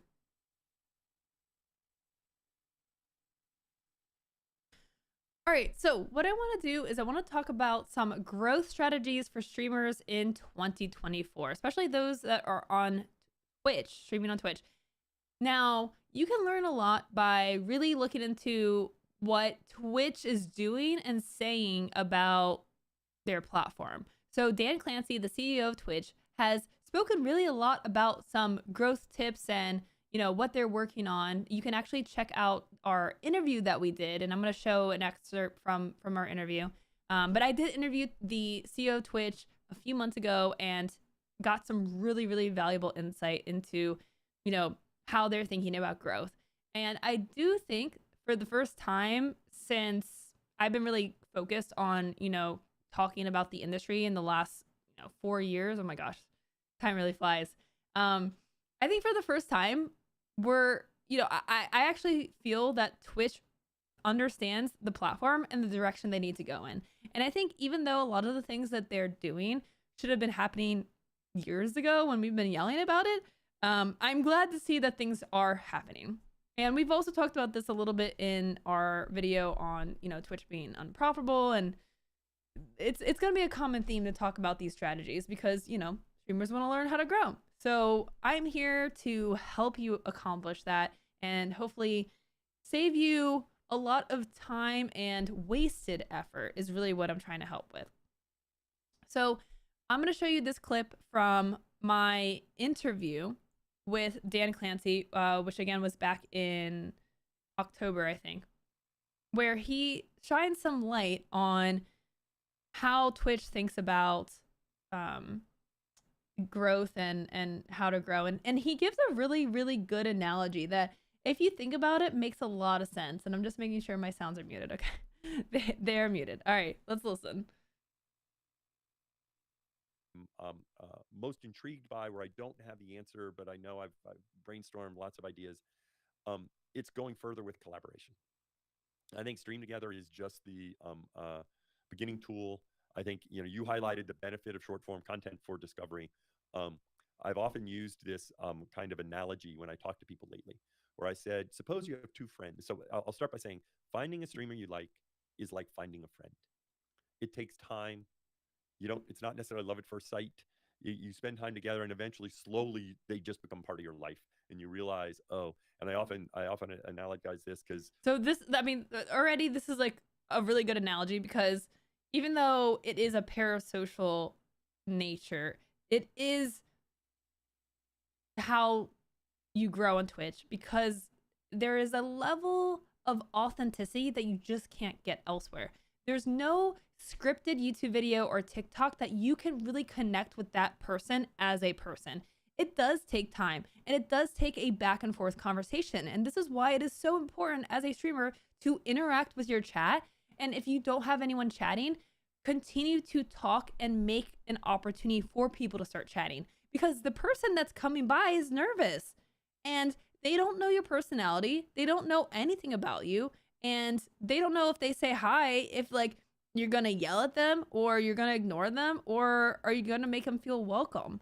It is really important for your mods to engage with new people chatting, to make people feel welcome in your community, because it is a more vulnerable form of medium, because the streamer actually will talk back to you. It is a form of media where you actually get that level of interaction. So let's continue listening. All of our deep, meaningful relationships started from light, casual interactions, right? You just got engaged, and with your partner, you go back in time. It was light, casual interactions that eventually added up to now what will be a lifetime partner. And that's true for all of us, okay? And finding a streamer you like is like finding a friend. It takes time. It's not just a quick thing. And so suppose you had two friends that don't know each other, and you want to say, oh, I think you two should get together. You'll like each other. That's a homepage recommendation.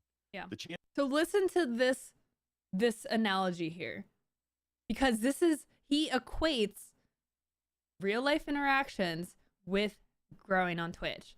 Listen to the levels of how you can network and interact in the platform in order to actually grow from a better perspective. So the first analogy he gives, right, is used to saying to a friend, you should go hang out with this person because I think you guys will get along. This is the same as a shout out, right? Like, or yeah, like a homepage recommendation, or, go watch. If I say go watch Christy, that's the level, right? That they become friends is small. Okay. Now suppose you get together at a bar. Both of them have friends there at the same time. But as soon as you all show up, you take off and leave. The odds are that's called a raid.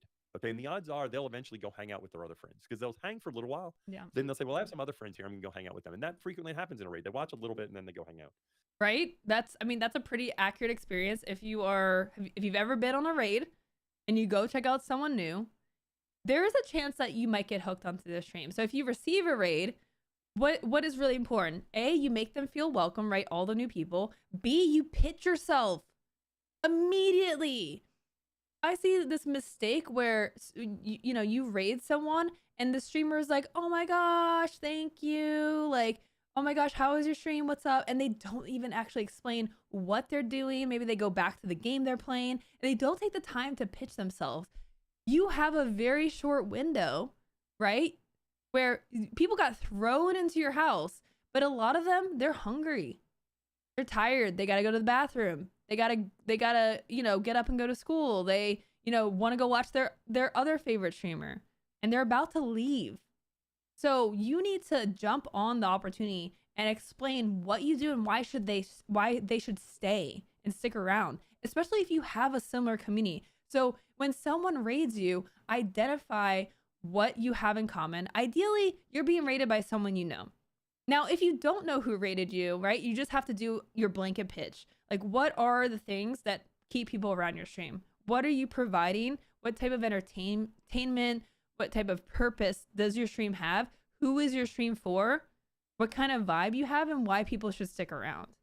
Some people do raid videos. I think that that's okay. I would recommend maybe a short clip of something relevant, but I've seen people do like a 5-minute raid video, and like it can be funny and cool, but like it can also be a wasted effort because people want to kind of hear it from you rather than being shown like basically an ad for your stream. So if you do a raid video, maybe keep it short. And this and like when you receive a raid, you don't need to like show the content of that person because all those people, they know who they just came from. And maybe it does help with the people that's watching you, but the purpose of a raid is really to benefit the person that gets the raid. And so the whole goal of raiding is to, you know, support other creators because that will come back around. Ideally, that person raids you or you get a raid from someone else and you're building your own network of support. So, you know, maybe when you raid, you will get some follows, maybe some, right? It goes back to that relationship where now you're getting a shout out, which is not that effective. It's okay, but hopefully the raid is more effective for the person you're sending it to. All right, let's go to the third level here. But if you want them to become friends, you hang out with them for 3 hours in the bar. And then after that, they go, wow, they're kind of fun. They're kind of interesting. Maybe we should get a drink sometime. I think collaboration, since we want people to be on the channel page, the way we solve the discovery problem needs to be with not 20% more collaboration, with 10 times more collaboration. And how can we get signals to find who's good so then we can promote them to other people for collaboration? Okay, so the final thing that Dan Clancy says is, and I don't know if my video might be sped up. Yeah, it is a little bit. So if it seems sped up, it's because it is. You're not crazy. So the last level is like you actually hang out with the mutual, right? So you go to a bar, you bring a friend, you meet another friend there, and you actually hang out the whole time, and now those people are friends. That's the same thing with using like the Twitch's stream together tool, and why they're so gung-ho about it, and why they're so, it used to be called guest star, and why they talk about it so much is because that's actually the best way for communities to meet one another. For a community to meet a new streamer, they need to watch them for a sustained period of time, and you can't force a viewer to go and watch someone else's stream. How do you force a viewer to experience someone new? You have to stream together. You have to stream together. Now, you know, my viewers, if I collaborate with Christy and do a stream together, now you're forced to see her personality and see how awesome and funny and cute and like calming she is in her personality. And now you're way more likely to watch. What's up, Jabber? So that is so already we've got I think 2 of the strategies laid out here, right? Let me see what are the 3? Yeah, 2 of the strategies are laid out here. Okay, rating and collaborating.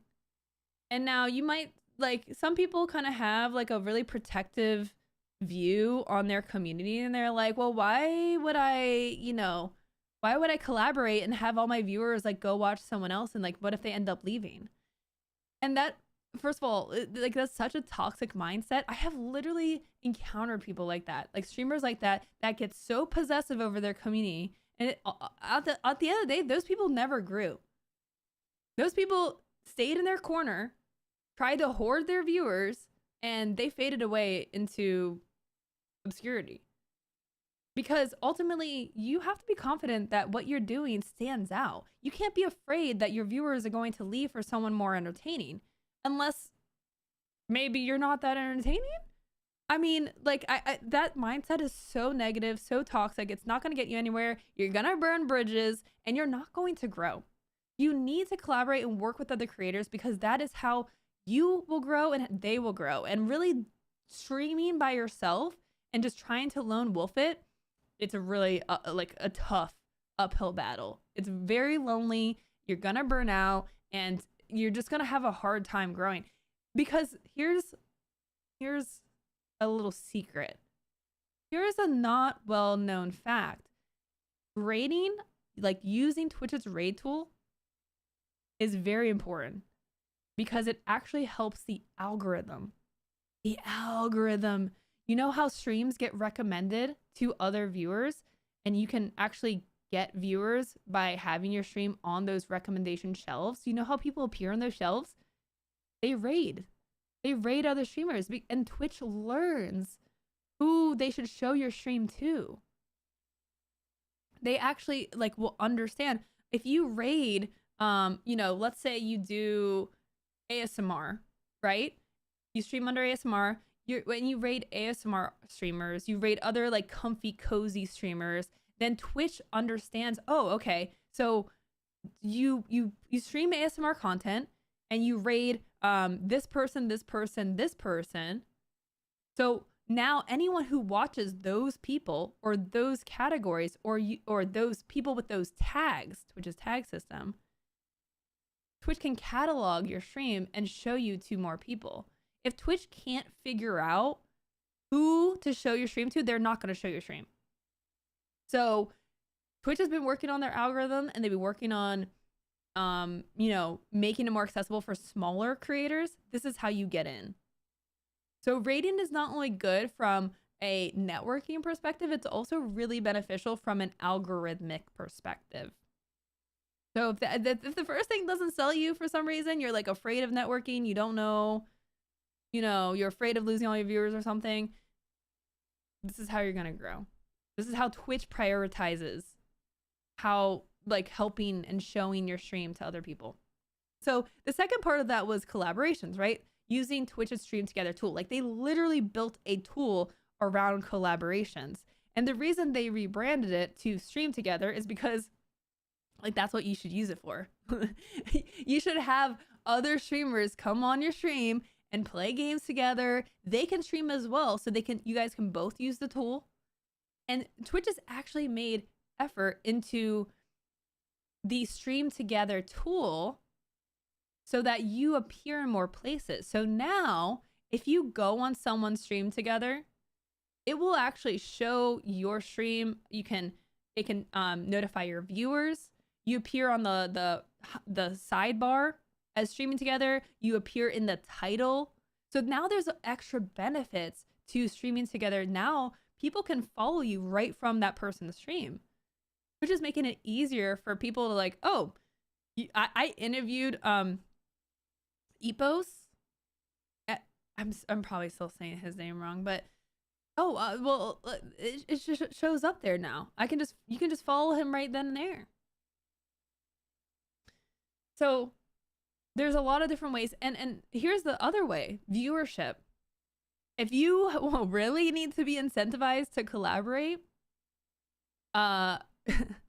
Twitch is literally going to combine your viewership with people that you are streaming together, like using the Stream Together tool with. So get networking. And if you're looking for some more help on how to network, we do have guides on not only networking, but also on collaborations on my website, streamersquare.com. So I highly recommend checking that out if you haven't already. There are right ways and wrong ways to network and collaborate. A lot of times collaborations fall through, they don't go over well. Networking, people can give a really bad impression when they're networking. There are a lot of points of failures when you're doing these things. The underlying focus really is to be authentic. Be authentic. If you can be authentic and genuine, that is going to go a long way. Yes, you'll still find some fake people. You will, but it will get you much, much further. So just to show y'all, our Growing Your Stream course has 5 modules, and one of them is about networking. So tips on networking and just like how to go about it. And then our collaborations course goes tips on what types of collaborations are available, some ideas, pitfalls, tools, and how to do successful collaborations. We also include a module on stream teams. So again, if you want to learn more, go check out my courses on streamersquare.com. These are available for premium members. You also get access to seminars that we do, so you can actually ask questions. We have a Discord where you can initiate collaborations. and find people to collab with and network with and support, and they will come visit your stream. And there's a lot of genuine relationships being built in our Discord, and that Discord is open for everyone. So come to the Discord, discord.gg/streamersquare. Okay, so we talked about raids. We talked about collaborations. The last thing I wanted to bring up was, I mean, shouldn't be a surprise. You could probably guess it. It's short form content. I know. Oh gosh, we're gonna talk about short form content. I'm sorry. I know people don't want to hear it. They don't want to hear that they have to post on TikTok, that they gotta post on YouTube. Hey, even if you really are just so adamant about not posting on those other platforms, that's a huge mistake. But if you're really adamant about it, you actually still have to think about short form content, because I hate to break it to you, but Twitch also is leaning into short form content. Here's how. So you may have seen over the past few months, Twitch has been working on some changes and some additional features to clips. If I go over to the clips page, you'll be able to see a couple of new things. Portrait clips are now viewable on the mobile discovery feed. If you have been living under a rock, you might be like, portrait clips, discovery feed, what? I know there's a lot here, but let's hear me out, okay? This is how this is gonna help you. So first of all, if you didn't know, there is a vertical clip editor now in Twitch. That means that you can click on any clip that is made of your channel and click crop to portrait. You will be able to choose how it gets set up. So this is the preview on the left. You can do a full preview just like this. I'm gonna turn off the channel name because I actually don't think that you should do that. So you can do it like this with one preview. You can resize it. You can show this. You can also split it. So let's say you just want to do camera in the corner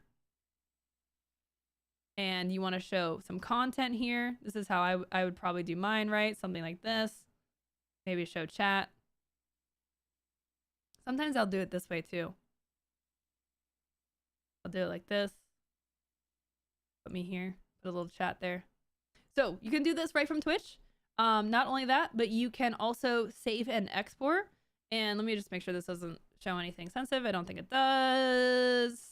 No. Okay. And then when you click save and export, you actually will be able to export it directly to Shorts and directly to TikTok. Literally, they could not make it easier. You don't have to download it. You don't have to add any more edits. You don't have to like take 5 extra steps. Boom, boom, save it to your draft, share, it done. But like, that's it. Now you can make short form content without having to make short form content, if that makes sense. Like, you don't have to go and record separately. You can lean into your stream content and post short form content. It is possible to do, and you should do it because your streams are just sitting there and wasting away. And I know I've talked a lot about this, but I'm gonna keep talking about it. Your 6-hour live stream, when you're done streaming, does nothing for you. Nothing. There's no growth. That sucks. That's a lot of time you just put into content that just doesn't do anything for you. If you make some good clips, you make some quality YouTube videos, that could grow forever. I mean, we talked earlier in today's stream about how like even my live streams on YouTube get a little trickle of money, even though it's been like the VODs are a year old. You get a little trickle of money every single month. It's so much wasted content you've already made. Exactly. So this has been taken a step further. Not only does this content have the ability to go onto other sites, but it actually has the ability to get noticed on Twitch, called the discovery feed. So what you can do is you have this little button on every single clip. It's a little dime star. It's a star, right? That's a star. It's a star. It's a 4-point star. You click this button and it's going to feature this clip. What this means is that this clip will actually be shown in a discovery feed that is on mobile apps. Now, Twitch's goal is to show users that you can log on to Twitch for 2 minutes at a time and watch some funny clips, maybe find someone new, and consume some new content. And on the streamer side, it's all about discoverability and really showcasing the best content that you have. Clips are so important because it is a, 10 to 60-second highlight that really highlights your content, your best work. Realistically, your 6-hour stream is going to be a lot of duds, a lot of slow moments that aren't all that entertaining. So for a new user, they can't really figure you out in 6 hours because they're not going to spend that time. But if you can show them a 30-second clip of something hilarious or epic or educational that happened in your stream, now that is a really nice ad. I mean, there's a reason ads are 30 seconds long, right? You just pile in the best moment. So viewers will be able to find these clips. Now, if I filter my featured clips, I've only featured a handful of them. And it looks like my mods have really enjoyed featuring me eating disgusting things during the fry and die. You can see my clips have gotten 100+ views. Most of them have gotten 100+ views, some 300 views. Now, if we go back to all of my clips on a regular basis, 13 views, 23, 11, 3, 1, 11, 5, 1, 9. I mean, you can see the difference in just the view count. That over time pays dividends. That investment in time, you get views, that's eventually going to convert some people. That's growth from content you've already made on the platform you already use. So there's no excuse why you can't lean into clips. Again, even if you are the most stubborn person in the world and refuse to use any other social platform, you can't say that you can't grow on Twitch, because Twitch is actually giving you extra opportunities. Now, the new thing that they're talking about here is making your clips portrait mode, because that's actually much better to watch when you're on your phone, right? That's how TikTok does it. So that's what people are really used to, is that vertical format. When they're scrolling, they're not turning their phone sideways to watch videos. They're watching in a vertical format. So if you convert your videos, conveniently, you have a video that's now available to post on TikTok, YouTube Shorts, Instagram Reels, and Twitch's Discovery feed. Not only that, but the original horizontal clip can also be posted on Twitter. So from one clip, you can literally post on every single social media platform right from Twitch. They have made it very easy. And there's a reason that they've done this, because they understand that to grow Twitch as a platform, they have to tap into outside sources. So for you to grow as a streamer, you have to tap into those outside sources. Twitch is saying this, you should listen to this. They're going to try to help you. There's some ways they can help you, but realistically, most growth is going to be coming from your short form out on YouTube and TikTok as the big sources. Twitter can also help as well, but Twitter is kind of a real crapshoot these days. So as much as you may be hesitant about, adding more to your workflow, and this is also why I usually tell streamers who are like, I stream like 5 days a week, I'm thinking about adding an extra day or not adding extra time. Like, I say, you know what? You should actually stream less. Like, stream a little bit less and use all that content that you just made in some meaningful way. Like, find your best moments and make clips. That's your opportunity to go viral. You're not going to have a 6-hour VOD go viral. You might have a 30-second moment go viral. And that can, that can lead to people watching your 6-hour stream. But your live stream is not going to just go viral. There are some people that have gone viral, and there's been some waves of fascination. Like, you had the Twitch Plays Pokemon, and like there's been moments of virality for some people. But that's if you're doing something very distinct. And again, you're probably posting those clips somewhere so that they get found, and then they go watch the stream to see the whole thing. It's very hard for the stream itself just to go viral. It's probably been posted somewhere. A clip has been posted somewhere in some way. Dexerto has tweeted a clip about it. Now your stream will go viral. But again, it was the clip that did it. The clip being posted on another social platform. So TC Ember says, I've been surprised how much better my content does on Insta versus TikTok, something I would have never imagined. Yeah, well, so Instagram has really been pushing the vertical clips, the reels, as they call them. They've been pushing them hard. So that is definitely an opportunity for growth on that platform as well. Probably underutilized. But yeah, stream and then turn your clips into videos and you know, shorts. And so those are the three main ways. Twitch has been talking about these ways. These are the ways they're leaning into.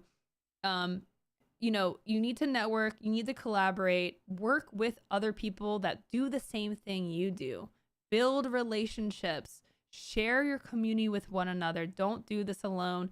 And again, tap into those third-party platforms like TikTok and YouTube as the big ones to get your clips out there so people can see your best moments and understand what you're doing. Eventually, those people will trickle into your live stream because they want to watch you. They start to understand your personality or the purpose that you're providing. Remember, we talked a lot about purpose lately, and streaming with a purpose. I have a video on that that will be going live soon, or if you're watching this at a later date, it's probably already on the YouTube channel. So make sure you check that out.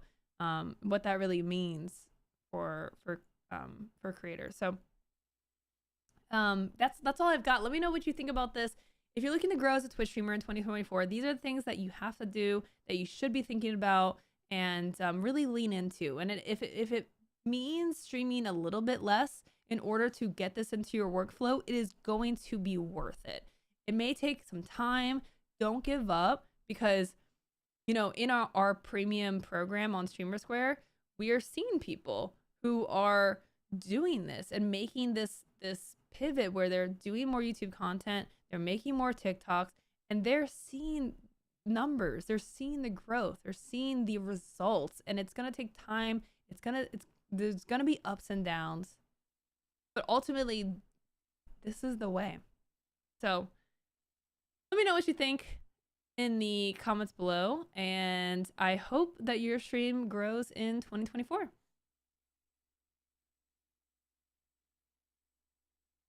And cut. Thank you for all this. You're welcome, Twitchell. You're welcome. Also, for smaller streamers who don't always get a lot of clips from chats, make a shortcut to post channel markers during a stream so you can find moments later. Yes, absolutely. She said the line. Oh, I forgot to include the don't forget to subscribe, but oh well. It's okay. One day I'll figure it all out. Hey, Damer. How's it going? That was very informative. Thank you very much. If you found that informative, like I said, go and make sure you sub to the YouTube channel, because we're going to be doing a lot more. This is why I'm posting more on YouTube as well, because like I talk about this stuff all the time. If you're a regular in the stream, you've heard these things before. It's actually not new, but I don't post anything elsewhere. So the problem is I say all these things, and then like if you're here in the moment, congratulations, you just got a gold nugget of information. And if you missed part of it, I mean, you either go watch the VOD or you never knew that it happened, right? And that's why live stream videos and live streams are just, it can't be the end all be all for growth. It can't. Just the format doesn't lend to growth in the way that other formats do. It's just not, it's not possible. And so you'll see the results when I, you know, keep posting on YouTube and keep putting stuff out there on other socials, and you'll see what happens in my stream. Hey Doc, how's it going? Good to see ya. Imagine clipping the part where Luca talks about clipping parts. So meta. Oh my god, Koroma, don't even start. Don't even start with that again. YouTube is everyone's how-to guide. Yes. Yes. And like I said, in our Streamer Square premium program, like you can ask questions. Like you can post your content and I'll give you live feedback, and you can join our office hours where you stop by and you can ask questions and get help. So if you're looking for more hands-on help or help personally on your channel, like you want me to look at your channel, you can do a one-on-one consultation through my website, or you can join the program and be a part of a group effort to help improve your stream. So highly recommend those tools. You know, that's where I spend a lot of my time. So when I'm not streaming, I'm answering messages, I'm doing office hours, and putting together seminars for y'all. So We got some brand new seminars coming up really soon. I'm very excited to announce those. So fun stuff is happening. So you should join the Streamer Square Discord if you are not already, which I will link it up in chat. There we go. I need to link it up in the YouTube chat as well. The YouTube chat, where are you? I have so many tabs.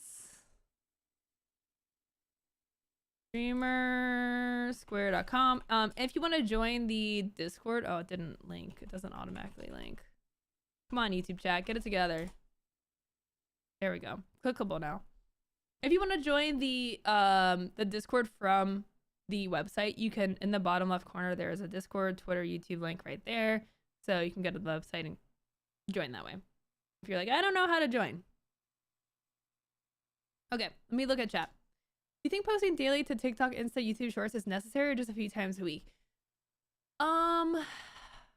Really, it's about as much as you can do.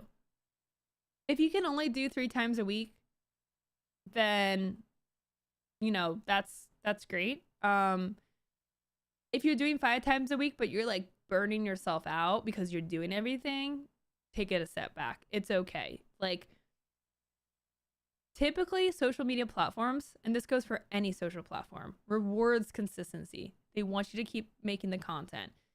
They're gonna support creators who keep posting content. Because if you post one video and it does well, then the audience naturally will want more. But if you don't post more, then, you know, TikTok's gotta say, you know what? This person's unreliable. Like, maybe I should, like, you know, prefer this person's video that's posting every day. So it's not like a hard and fast rule. For example, my TikTok, very inconsistent. I am trying to get short form consistency, but it is a challenge. Like, even for me, I know what I need to do, but finding the time is very difficult. So I understand the struggle. But even so, even when I'm gone for months at a time, I can go back to posting videos and get, like, you know, I usually get a couple thousand views. Like, now, if I've been posting the whole time, my TikTok channel would probably look a lot different. But in general, consistency is rewarded, but to what level, that's really what's more important, is the fact that you're consistent in your schedule. If you burn yourself out, then you should not post that often. You did, Zemdo, you did, but don't worry, because you can watch the VOD on YouTube. The VOD is already there. You can literally go and scrub backwards if you're watching on YouTube. So thank you, Hero. Thank you for that. So we did talk about that. Was thinking batching up some inventory, then posting every other day. Yeah, that works as well. I mean, from one live stream, if you live stream, you know, 2-3 times a week, right? For maybe 3 to 6 hours a session, hopefully you can pull a lot of clips from your VODs, you know, and just like pump some stuff out. I'll watch the VOD just like commenting on stuff in real time. I know. Probably one stream day to allow yourself more time to make short form content. I have often recommended, if you stream 6 hours, maybe stream 5 hours. And it really depends on the flow and really understanding your schedule. So for me, like when I started streaming, I was streaming 7 days a week. That was very normal to stream 7 days a week, 6 days a week. And what I started to realize is I started adjusting my start and end time, because I would notice like the last hour of my stream would be, the viewership would drop like noticeably. My energy would drop. It wasn't worth it. So if you can just look at your own stream, it's going to be different for everyone. But if you look at your own stream and you look at the numbers and you notice your viewership drops off hard at the end, then maybe that last hour would be better spent resting, and you gain that hour later to like do short form content, right? Or conversely, let's say you're looking at your numbers and your viewership is good when you end. You're actually like usually at where your peak is. You're strong at the end. Maybe you're ending too early. I've seen this before too, where people are ending where they're at the peak. Your viewership's gonna go like this over time, and they're ending here. Maybe, you know, add an extra hour to your stream. Like maybe you're hitting a sweet spot.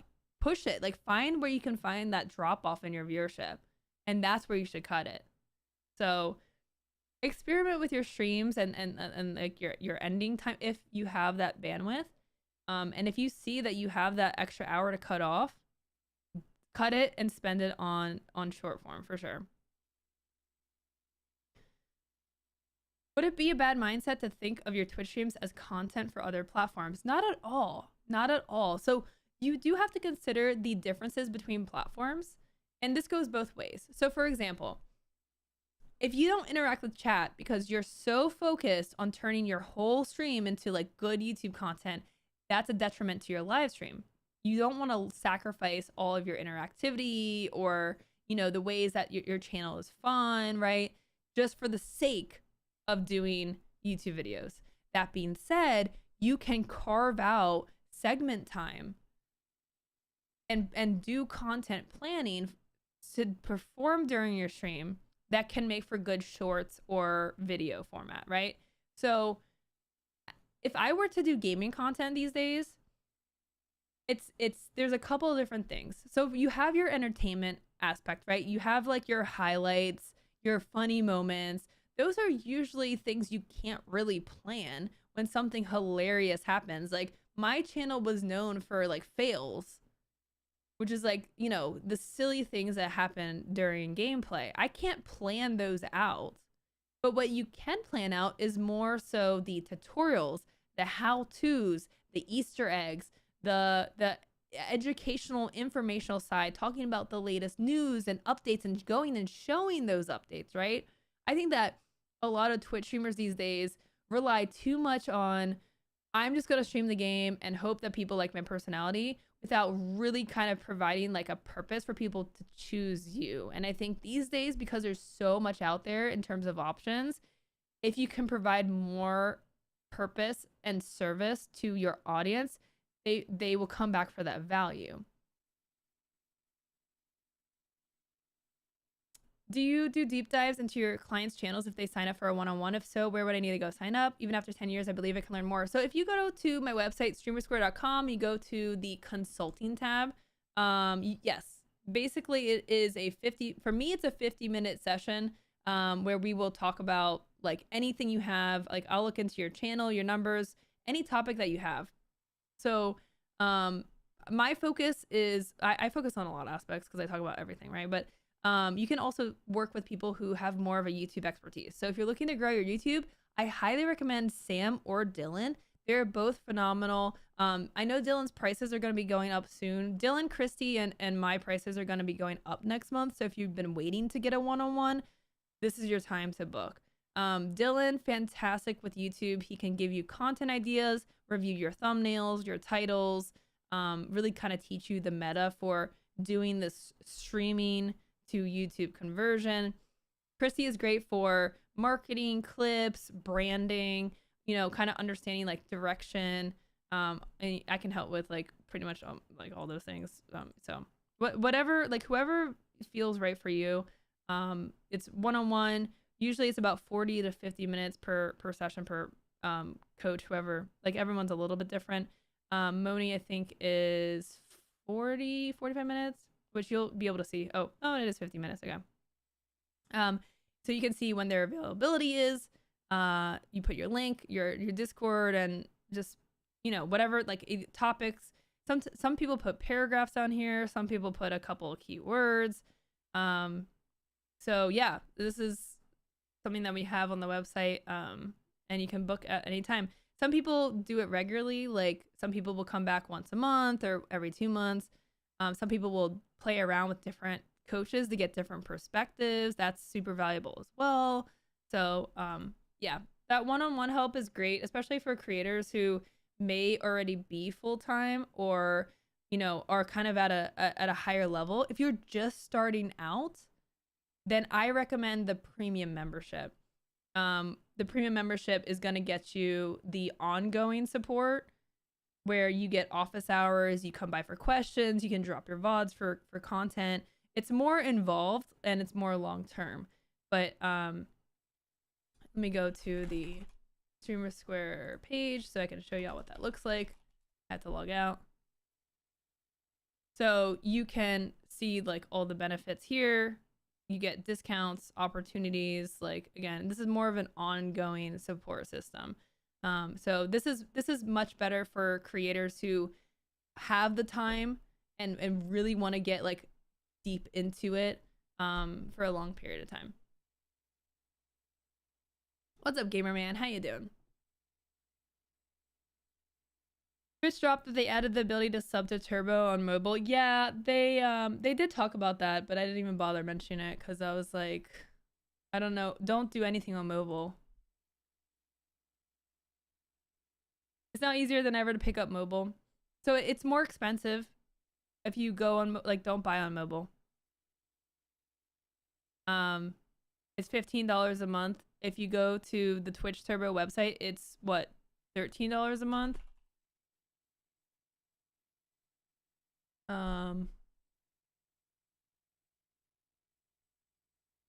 It's $12 a month.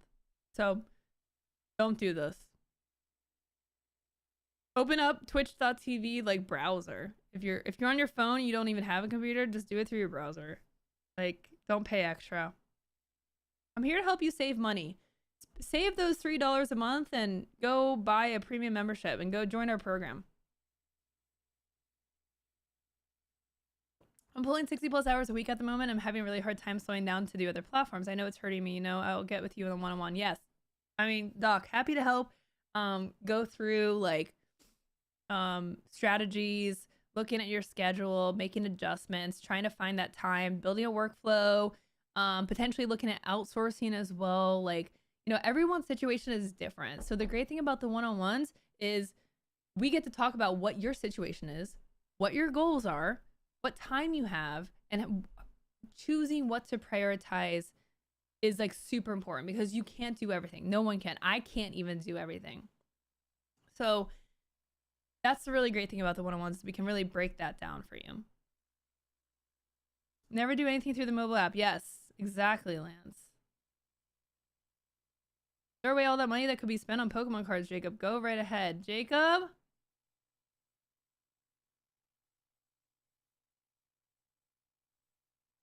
I'm gonna quote tweet this.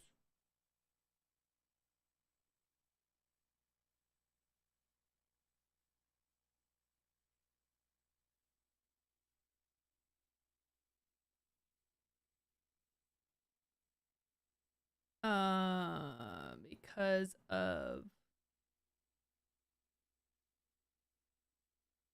doing a PSA. Never buy anything through the mobile app. It is more expensive because of app store fees. Twitch Turbo is $12.99 a month through the web, desktop/web. $12.99, right? I got that right?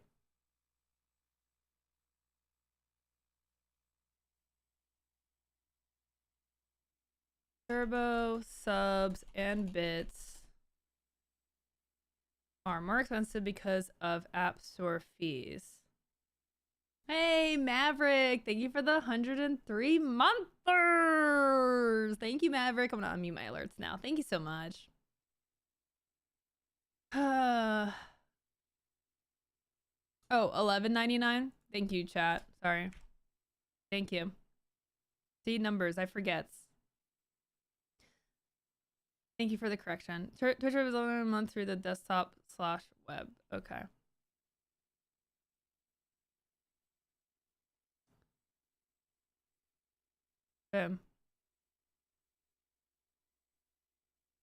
You guys saved me. Sorry to hog up chat. No, not at all. Not at all. I mean, this is like my thing that I do is I help streamers. So if you need help and you're trying to figure out how to get help, I'm here to help you get help. That's so insidious. What the heck? It's very common. So if this goes for anything, not even Twitch. Like, a lot of apps will pass down the cost increase to the customer. So if there is a mobile app and there's a website version of that app and you want to buy something, check the prices. check the prices because the prices are gonna usually be cheaper on desktop, or again, if you're on your phone, you can just pull open the website. Go to twitch.tv, don't open the app, don't let it open the app, and you can do your purchase through there. If you buy things through the app, it is more expensive. So in this case, Twitch Turbo is $15.99 a month. It is $4 a month cheaper. $4 a month cheaper. That's a lot. That adds up pretty fast if you buy it through the website itself. So general rule of thumb definitely applies to Twitch, not only with Twitch Turbo, but with buying bits and buying subs. This is why I always tell people, don't subscribe on mobile, don't buy your biddies on mobile, do it through the website directly. It is cheaper. There you go. Hope that helps. Chat, if I have helped you today in any way, help me by following my social media accounts. Go find me on the TikTok, YouTube, even here on Twitch. Hit the follow button. And you know what? If you have a sub to spare, then feel free to toss a sub or membership my way. And the last thing I would say is, if you know of a streamer that needs help with their stream, tell them about my website. We have a ton of resources for streamers to help them grow. So go tell them about Streamer Square and say, hey, you're not alone. This site has a lot of helpful tools and it's made by a streamer. That would help me a ton. If you're already following, follow harder. Yes. That's almost $50 a year of savings doing through browser versus mobile. Yes, Debbie. That's what I'm here for. Epic versus Apple is specifically on the App Store cut of in-app purchases. Yes. I mean, because like Apple gets like 35% if people buy V-Bucks through that. I mean, that's why Fortnite got removed. I mean, that's billions of dollars for that's billions of dollars for, you know, Apple versus Epic. It's a massive deal, massive thing. 30%, yeah. It's whew. I used to buy my bits on mobile, but because that was the only place I could make any decent use of my Play Store credit. Yeah. Also, Evan, how was the rest of your playthrough? By the way, if y'all don't know, Evan J. Stern was in the newest Avatar game. So if you played the Avatar game from Ubisoft, Evan J. Stern was Talon in the game. Voice acted and mocapped. So congrats to him on that. And yeah, so go check out his stream, because he did a whole playthrough of it. It was so good. That's so awesome. Yeah, I saw your TikTok get like, what was it, like 500,000 views of you just reacting to like your character. I was like, I'm like, you're doing the thing, Evan. Doing the thing. Just imagine having a phone app made in Unity. I can't imagine that because I don't know what that really means. And guess who helped me put together my tweets and my release strategy? Loco did. Loco helps you guys book a console. Thank you, Evan. Thank you so much. Yeah, I'm gonna hit you up for a testimonial soon. I'm putting together like a little testimonial form so that I can actually like tell people that I do good things. And rather than me just saying it, because I can only toot my own horn so loud.